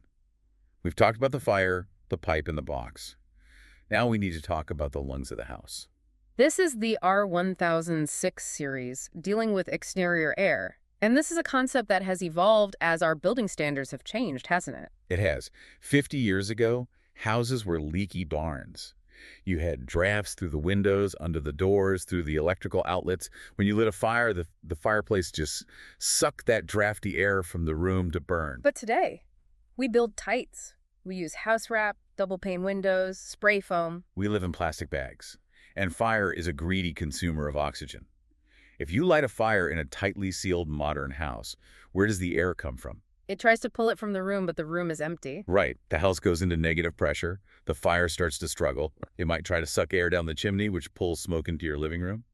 Or it might pull air backwards through your bathroom vents where your water heater flew. That's backdrafting. That's called backdrafting, and it's dangerous. So R1006.1 exterior air is the fix. Yes. It mandates that factory-built and masonry fireplaces must have an exterior air supply. Unless you have a sophisticated mechanical ventilation system to balance the house pressure, you need to pipe fresh air directly to the fire. We are essentially giving the fireplace a snorkel. That's a perfect analogy. It allows the fire to breathe outside air without sucking the oxygen out of your living environment. It isolates the combustion air from the breathing air. Now, our 1006.2 exterior air intake tells us where we can put the other end of that snorkel, and there are some very specific do-nots. The do-nots are life-saving. You must draw from the outside or a ventilated attic crawl space. You cannot locate the intake in a garage or a basement. The garage seems obvious. You don't want to suck car exhaust into your fireplace. Exactly. Imagine starting your car on a cold morning to warm it up. If your fireplace intake is in the garage, it acts like a vacuum. It sucks that carbon monoxide right into the firebox and potentially leaks it into your living room. It's a death trap. It's a death trap. And the basement. Why not just pull air from the basement? Basements can have radon. They can be damp. But primarily, if you pull air from the basement, you might depressurize the basement itself. If you have a furnace or a gas water heater down there, you might cause them to backdraft. You're messing with the pressure balance of the mechanical room. The code also mentions height in this section. The intake cannot be higher than the firebox. Why does vertical placement matter for an air intake? Gravity again. Cold air is heavy. If the intake is lower than the fire, the cold air naturally flows down into the firebox where you want it. Makes sense. If the intake is higher on the wall, the warm air from the fire might try to rise up and go out the intake duct instead of drawing air in. Reverse flow. You turn your intake into an exhaust. Exactly. You want physics working with you, not against you. Let's talk about the duct itself. R1006.4 passageway. It gives us a size range, between 6 and 55 square inches. That's a pretty wide range, but there are limits on both ends. It's the Goldilocks zone. If the duct is smaller than 6 square inches, it's like breathing through a coffee stirrer. The fire starves. Okay. If it's bigger than 55 square inches, it's too much air. It can wash over the fire, cooling the chimney too fast, disrupting the draft, and actually killing the combustion efficiency. And finally, R1006.5 outlet. This is where the air enters the firebox. It says it must be closable. This is practical. When you aren't using the fireplace, you have a hole in your wall leading directly outside. You need a damper or a door to close that off so you aren't freezing your living room in January. And it mentions preventing embers from falling into wall cavities. Critical. The connection point has to be sealed. You don't want a hot coal to roll into the air intake duct and start a fire inside the wall cavity. That is a fire that can burn for hours before you even smell smoke. So we've covered the roof crickets, the do not improvise rules for the box, the heat limits of the chimney, and the air supply. We've effectively built the system mentally.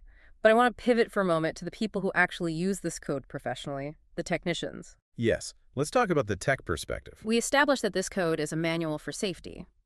But you also view it as a diagnostic tool. How does a technician use Chapter 10 to solve problems? Well, imagine a technician gets a call. My fireplace smokes, or I smell something weird when I burn wood. Without the code, the technician is just guessing. They Right. might say, maybe clean it, maybe open a window. It's subjective. But with the code. With Chapter 10, the technician can look at the system and say, okay, the fireplace smokes. Let's look at the geometry. I see you have 3 45-degree elbows in the attic. R1005.7 prohibits that. That is why you have no draft. It connects the symptom to the cause. Exactly. It moves the conversation from opinion to fact. Yeah. It's not, I think your chimney's too short. It's, the code requires the chimney to be this high relative to the roof to escape the wind pressure zone. Yeah. Yours is 2 feet short. That is why the wind is blowing the smoke back down. That's empowering for the technician, but it's also reassuring for the homeowner. It's not a sales pitch, it's a prescription. Right. It allows for root cause analysis. We aren't just treating the cough, we are curing the infection. When a technician understands the why the insulation shield is needed per R1000 5.8, they can explain to the homeowner, look, I see burn marks on the insulation in your attic. This is dangerous because the shield is missing. It changes the conversation from upselling to life-saving. It turns a blue-collar trade into a science. It really does. Yeah. It professionalizes the entire industry. It gives them the authority of the physics we've been discussing all episode. So what does this all mean for us, the listeners? Maybe we aren't chimney sweeps. Maybe we're just homeowners enjoying a fire on a Tuesday night. It means you should look at your fireplace with fresh eyes. It is not just a hole in the wall where magic happens. It is a machine. A machine. It's a complex combustion engine installed in your living room. I love that image. A combustion engine. That's what it is. Yeah. And like any engine, it needs the right parts, the right fuel, and the right exhaust. You wouldn't pour diesel into a gas car. You shouldn't put unvented gas logs into a wood-burning firebox without checking the listing. We've learned that crickets on the roof keep us dry. We've learned that shrouds can choke a fire. We've learned that air is a critical component that we need to plumb in just like water. And we've learned that improvisation is the enemy of safety. That is the big takeaway for me. The code dictates that a fireplace is a complete system. If you change one variable, a cap, a door, a log set, without checking the listing, you aren't just decorating. No. You are essentially redesigning that engine we talked about. And you are doing it without a degree in thermodynamics. Exactly. So next time you're tempted to buy that pretty chimney cap you saw at the flea market, or you want to seal up the fireplace with some glass doors you found online, maybe pause. Pause. Check the manual. Or better yet, call a pro who knows, Chapter 10. Good advice. Here is a final provocative thought for you to mull over. We spend so much time worrying about external threats to our homes, burglars, storms, pests. But the code reveals that one of the biggest threats is actually our own desire to improvise. Interesting. We compromise our own safety for aesthetics or convenience. How many other systems in our house, electrical, plumbing, structural, are we compromising just because we think we know better than the physics? That is a thought that will keep you up at night. Hopefully not too late. Standing in my driveway, hands on my hips, just staring up at the roof. Oh no, don't tell me you were thinking of getting the ladder out. I thought about it, but no, I stayed on the ground. But it just struck me, I wasn't looking at the shingles or the gutters. I was squinting at the chimney. Ah, Specifically, that little concrete slab right at the very, very top. the chimney crown. Yeah. We spend so much energy on curb appeal, landscaping, painting the door. Uh-huh. But we completely ignore that thing. Yeah. To most of us, it's just this gray blob that lives in the sky. And that blob mentality is exactly why we see so many catastrophic failures. It's funny you mention it because that blob is supposed to be a highly tuned water management engine. That is precisely what we are unpacking today. We're doing a deep dive into a document that sounds incredibly dry. It's just a string of letters and numbers. Yeah. But it is the survival manual for your chimney. It's ASTM C1283. The gold standard. And you're right, it sounds bureaucratic, but if you own a home with a masonry chimney, this standard is pretty much the only thing standing between you and a very, very expensive repair bill. So let's set the stage. ASTM. That's the American Society for Testing and Materials, right? Mhm. This isn't just some guy's blog post. No. This is the codified consensus of the engineering world. ASTM C1283 is the standard practice for installing clay flue lining, but a huge chunk of it dictates exactly how to build that concrete crown. Okay. And here's the kicker. The International Residential Code, the IRC, it specifically points to this standard. So it takes things that used to be just, good ideas, and it turns them into required practice. So it turns a nice to have into the law of the land, effectively. Exactly. It's the difference between a chimney that will rot in 5 years and one that will last 50. And when we say rot, I think we need to be clear about the stakes. Because from the ground, a chimney looks invincible. It's just a pile of bricks. Yeah. Why is the top so critical? Because water is patient, and water is incredibly destructive. Chronic chimney deterioration, almost always it starts at the crown. Right at the top. Yep. If that top seal fails, water gets into the masonry column, and once water is inside, it's game over. Game over how? It freezes and cracks bricks from the inside out, it rusts the damper, it rots the wood framing of your house where the chimney touches it. By the time you see a stain on your living room ceiling, the damage is already disastrous. So ASTM C12TEL83 is the blueprint for keeping the water out. It's the umbrella for your chimney. Okay, let's walk through this blueprint then, because the amount of geometry involved was surprising. It's not just pouring cement in a square. Let's start with the first line of defense. The overhang, the drip edge. Yes, this is huge. The standard requires a minimum overhang of 2 inches. Now, I'm looking at my thumb, and 2 inches doesn't seem like much in the grand scheme of a house. Why that specific distance? It sounds small, but in fluid dynamics, 2 inches is a canyon. You have to picture the water's path. If your crown is flush with the brick, which so many are, just to save time, water runs off the top and immediately just sheets down the vertical face of the brick. So the whole chimney is just constantly getting a bath. Constantly saturated. And brick and mortar, they are not waterproof. They're sponges. Porous, yeah. Very porous. And if you keep them wet, you trigger a chain reaction. First, you get that white powder you see. Efflorescence. Right, the salt deposits. Exactly. Water dissolves salts inside the masonry, comes to the surface, evaporates, and leaves the salt behind. It's a sign your chimney is bleeding, basically. But then winter comes. Freeze-thaw cycles. The water inside the saturated brick freezes, it expands by about 9%, and that pressure, it just pops the face of the brick right off. That's spalling. So the house is literally flaking apart. It's dissolving. So that 2-inch overhang, it pushes the drip line away from the wall. It forces the water to fall freely, bypassing the masonry. It keeps the wall dry. It's like the difference between a good raincoat hood that sticks out past your face versus one that stops at your forehead.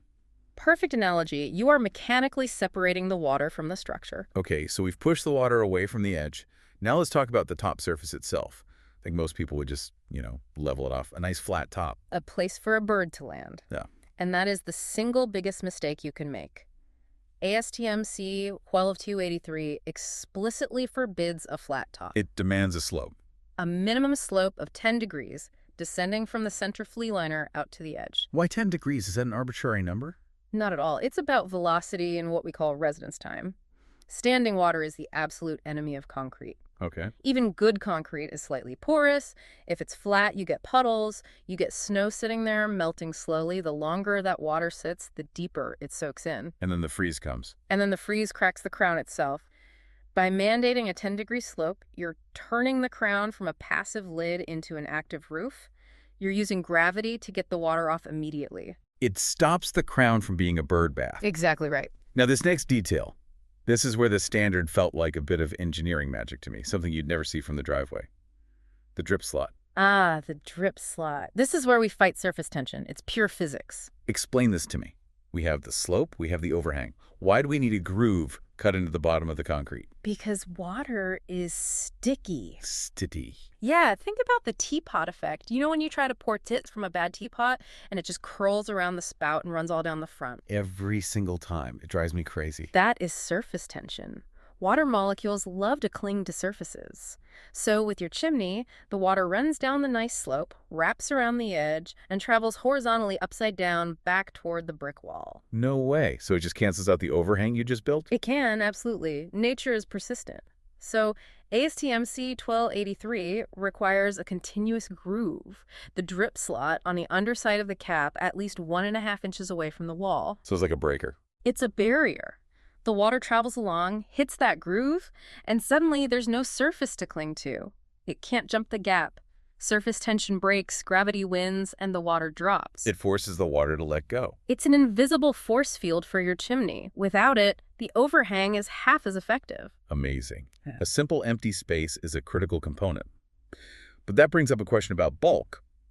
If we're sloping the top down, doesn't it get really thin at the edges? Like a wedge? You've just identified the wafer problem. The wafer problem. Yes, if you start thick in the middle and slow down, you can end up with a razor-thin edge, maybe half an inch thick. And I'm guessing thin concrete is weak concrete. It's a potato chip. It's incredibly fragile. A ladder leans on it, it snaps, a tree branch hits it, it cracks. And once that edge is gone, you've lost your overhang and your drip slot. So there has to be a minimum thickness. There is. The vertical face of the outer edge must be a minimum of 2 inches thick. So it has to stay chunky at the edge. It has to have mass. That 2-inch minimum ensures the perimeter, which takes the most abuse, is durable enough to hold the line. Okay, so far we've built a very specific shape. Sloped, overhung, grooved, thick edges. But what is this thing actually made of? I feel like I see guys up there just frosting the top with the same mortar they use for the bricks. The infamous crown wash. It is the single most common mistake in the industry, and ASTM C1283 is very clear. That is absolutely incorrect. You cannot use mortar. Why not? I mean, it gets hard. It looks like concrete. What's the real difference? Chemistry and structure. Mortar is designed to bond bricks together. It has high line content, which makes it workable, but also very porous and structurally weak. It's not designed to be a roof. So if you use mortar, you're basically putting a sponge on top of your chimney. A sponge that will freeze and turn to gravel in about 3 years. The standard requires concrete, real structural concrete, specifically a minimum 28-day compressive strength of 3,000 psi. 3,000 psi. That's like what you'd use for a sidewalk or a driveway. Exactly. It's structural. We are building a slab in the sky. It needs to be dense to resist water and strong to handle the elements. It's a sacrificial surface. Its job is to take the beating so the house doesn't have to. Mortar can't take that beating. But even strong concrete cracks, right? I've heard that there are 2 types of concrete. Concrete that has cracked and concrete that's going to crack. That is a universal truth. Concrete shrinks when it cures, it expands when the sun hits it, it's going to move. So if cracking is inevitable, isn't the whole thing doomed anyway? Not if you follow the reinforcement requirement. This is the other step the mortar wash guys always skip. The standard requires a minimum of half-inch mesh galvanized hardware cloth placed halfway into the form. Hardware cloth. So like a heavy-duty wire mesh. Right, think of it like rebar in a bridge, just scaled down. See, concrete has amazing compressive strength. You can park a truck on it, but it has terrible tensile strength. It's weak when you pull it apart. And the weather's always trying to pull it apart. And always. Thermal gradients. The sun heats the top, but the bottom is cool. That creates tension. Without the mesh, that tension creates a wide structural fracture. A canyon for water to get in. You got it. But with the mesh, the concrete still gets those little micro cracks, but the steel holds it all together. It keeps the crack's hairline. The crown continues to act as one solid unit instead of breaking into pieces. Okay, so we've built a fortress. 3,000 psi concrete, steel inside, sloped, overhung, drip slot. But there's one more enemy we haven't discussed, and this one comes from inside the house. The heat. The thermal battle. The flue liner. We have this clay pipe coming up through the middle of our concrete crown. I have to imagine those 2 materials don't always play nice. They are in a constant wrestling match. This is probably the most critical detail in the entire standard. So what's the conflict? Thermal expansion. Think about it. You light a fire. That clay flue liner goes from, say, 60 degrees to maybe 400 or 500 degrees very quickly. And things expand when they get hot. Clay expands a lot. Now look at the concrete crown wrapped around it. It's sitting in the cold winter air. It's not expanding. So you have a rapidly expanding cylinder inside a cold, rigid ring. And if you've poured that concrete directly against the clay, if they're locked together, physics takes over. The clay expands with thousands of pounds of force. It will literally jack the crown apart. It breaks the crown from the inside out. Like a slow-motion explosion. It cracks the crown right where it's weakest, and now you have a direct highway for water to pour straight down into your chimney structure. Right next to the hot flue. That sounds like a disaster. It is. So how does the standard solve this? A gap. A controlled gap, a bond break, or a thermal expansion joint. You have to isolate the liner from the concrete. Then that gap is sealed with a non-combustible resilient sealant. Resilient, meaning flexible. Squishy. It's a shock absorber. The flue expands, it squishes the sealant, the flue cools, the sealant bounces back. The 2 parts can move independently without destroying each other. And the standard calls this a maintenance joint, right? Which I assume is code for, hey, homeowner, you need to check on this. It is. And homeowners hate hearing this, but nothing on a roof is forever. That sealant will degrade. But the trade-off is this. Scraping out old caulk and putting in a new bead costs $20. Rebuilding a shattered chimney costs thousands. I'll take the $20 Get it. every time. Okay, last geometry question. The flue liner itself. How high should it stick out of the concrete? I've seen some that look like a periscope and some that are almost flush. There is Goldilocks zone. ASTM C1283 is very specific. The flue lining should extend above the cap by not more than 4 inches. Why the limit? Leverage and exposure. A foot of clay pipe sticking up is a lever arm in a strong wind. It can snap. Plus, the more exposed clay, the more surface area for freezing rain to attack. But you need enough to mount a cap, right? Exactly. If it's flushed, you can't get a good seal, you can't attach a rain cap, so technicians usually aim for that 2 to 4 inch range. Enough meat to clamp onto, but still a low profile. It's just amazing. We started this conversation talking about a blob of cement. But after walking through this, you realize a proper chimney crown isn't a blob at all. It's a complex system. I like to call it a machine, a water-shedding machine with moving parts. So let's synthesize this. For the listener who is now eyeing their own roof with a lot more suspicion, what's the mental checklist for a proper crown? Okay, here's the recap. Number 1, material. It has to be concrete, not mortar. Right, not sandy frosting. Number 2, structure. It needs that internal mesh to control cracking. Okay. Number 3, slope. 10-degree minimum, water has to run off. Number 4, overhang. At least 2 inches. Number 5, drip slot. That groove underneath. To break the surface tension. And number 6, the bond break. That flexible seal around the flue. That is a comprehensive list. And the why behind all of it really is just water. Because water always wins, eventually. If you build to the standard, you're buying decades of integrity. If you ignore it, if you accept the blob, you are inviting the water in, and it will rot your house from the top down. It really changes the conversation when you hire someone, too. You can't just say, fix my chimney. No, you ask, do you build to ASTM C183? And if they give you a blank stare. If they don't know what that is, or they say, nah, we just use a mortar wash, it's fine, you hang up the phone. There it is. Knowledge is protection. It really is. I want to leave the listener with a thought. Next time you're outside, just take a look up. Look at your own chimney. Look at your neighbors. Do you see that distinct slope? Do you see the shadow from an overhang? Or do you see a cracked, flat pancake that's flush with the bricks? Because if you don't see the overhang and you don't see the slope, you are looking at a slow-motion disaster. Is your home's umbrella actually working? Or is it just a concrete sponge soaking up the rain? That is the question we leave you with today. Thanks for diving deep with us. Keep looking up. See you in the next deep dive. Okay, we are going to hit pause on your training session for just a minute. I know you're probably deep in the weeds of, a flue liner tutorial or something, but we really need to talk about who is actually producing all of this content. Right. If you're here watching these videos, you're already getting the benefit of the training. But there's a much bigger ecosystem behind this YouTube channel. We're looking at chimneysweeps.com, and it's pretty clear this isn't just a media company. It's more like a funnel, a vetting engine for the industry. That's a really important distinction, because usually with these online directories, you just pay a fee, you get your pin on a map. Is that what's happening here? Is this just another pay-to-play model? No. The documentation we have suggests it's the opposite. It seems like they're trying to solve that classic low bidder problem that plagues the trades. They're not looking for advertisers. They're building a vetted network. And that standard, it seems to come directly from the founder, Ray Gessner. I was looking at his bio. You don't often see this kind of background. It's this mix of high-level academic engineering and, actual trade mastery. You usually get the guy in the office or the guy in the truck. Exactly. And that combination is really the key here. Ray isn't just some tech guy. He has a master's degree in civil engineering. He's a licensed professional engineer, a PE in multiple states. But he also holds master licenses, HVAC, gas fitter, plumber. And he's a certified home inspector through NACI. So he's looking at a chimney as both a structural engineer and as a hands-on inspector. But how does that actually translate to the platform? Is it just good branding? It seems to be baked right into the gatekeeping. Because he understands the physics, the code, the actual science behind it, the platform can enforce a technical standard that, a simple lead gen site just couldn't.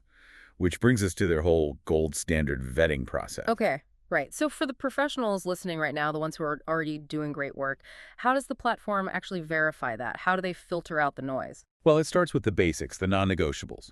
You have to have the proper licensing, general liability insurance, workers' comp, all of that. The table stakes. Exactly. Yeah. But the real barrier to entry is the CCI exam, the Certified Chimney Inspector Test. And this isn't just one of those watch a video and click a button certifications. Oh, far from it. Ray Gessner developed this exam himself to test for technical accuracy, safety knowledge. It's designed to be difficult. It's a filter, plain and simple. It ensures that if a homeowner finds you through them, they're not just getting a name from a list. They're getting someone who passed a really tough technical evaluation. Okay, so let's say a listener runs that gauntlet. They've got the insurance, they study, they pass the CCI exam, they're in. What's the actual utility for them? Why jump through all those hoops instead of, say, just buying more Google ads? Because it shifts you from just being listed somewhere to being part of an operational support system. The sources show a few key benefits. First, there's the proprietary inspection report software. Which I'm guessing is based on those same engineering standards we were just talking about. Precisely. It automates the reporting, so your paperwork has the same rigor as the inspection itself. Then there's the community. You get access to these monthly online forums, mentorship, networking. It's like a mastermind group for ethical operators. And that brings us to getting the actual clients. Let's talk about the number 833-Chimney. That's the engine. The website, that phone number, they drive homeowners who are specifically looking for qualified professionals. These are not people just shopping for the cheapest price. They're looking for vetted expertise for big jobs, relining, structural engineering inspections. So it creates this kind of feedback loop. You watch the free training, like the video you're probably watching right now, to get better at your job. Then you pass the exam to prove you're good. And then the platform sends you customers who actually value and are willing to pay for that expertise. It helps the good guys build stronger businesses because they finally stop competing with the companies that are just cutting corners. It really elevates the trade. So I guess here's the challenge for everyone listening. You are sitting here right now. You're learning for free from one of the best sources in the world. But the real question is, are you ready to capitalize on it? Are you good enough to pass that CCI exam, to join the network, and be recognized as one of the best? If you think you're operating at that level, head over to the site. Click Join Us. All right, we'll let you get back to your training now. Thanks for listening.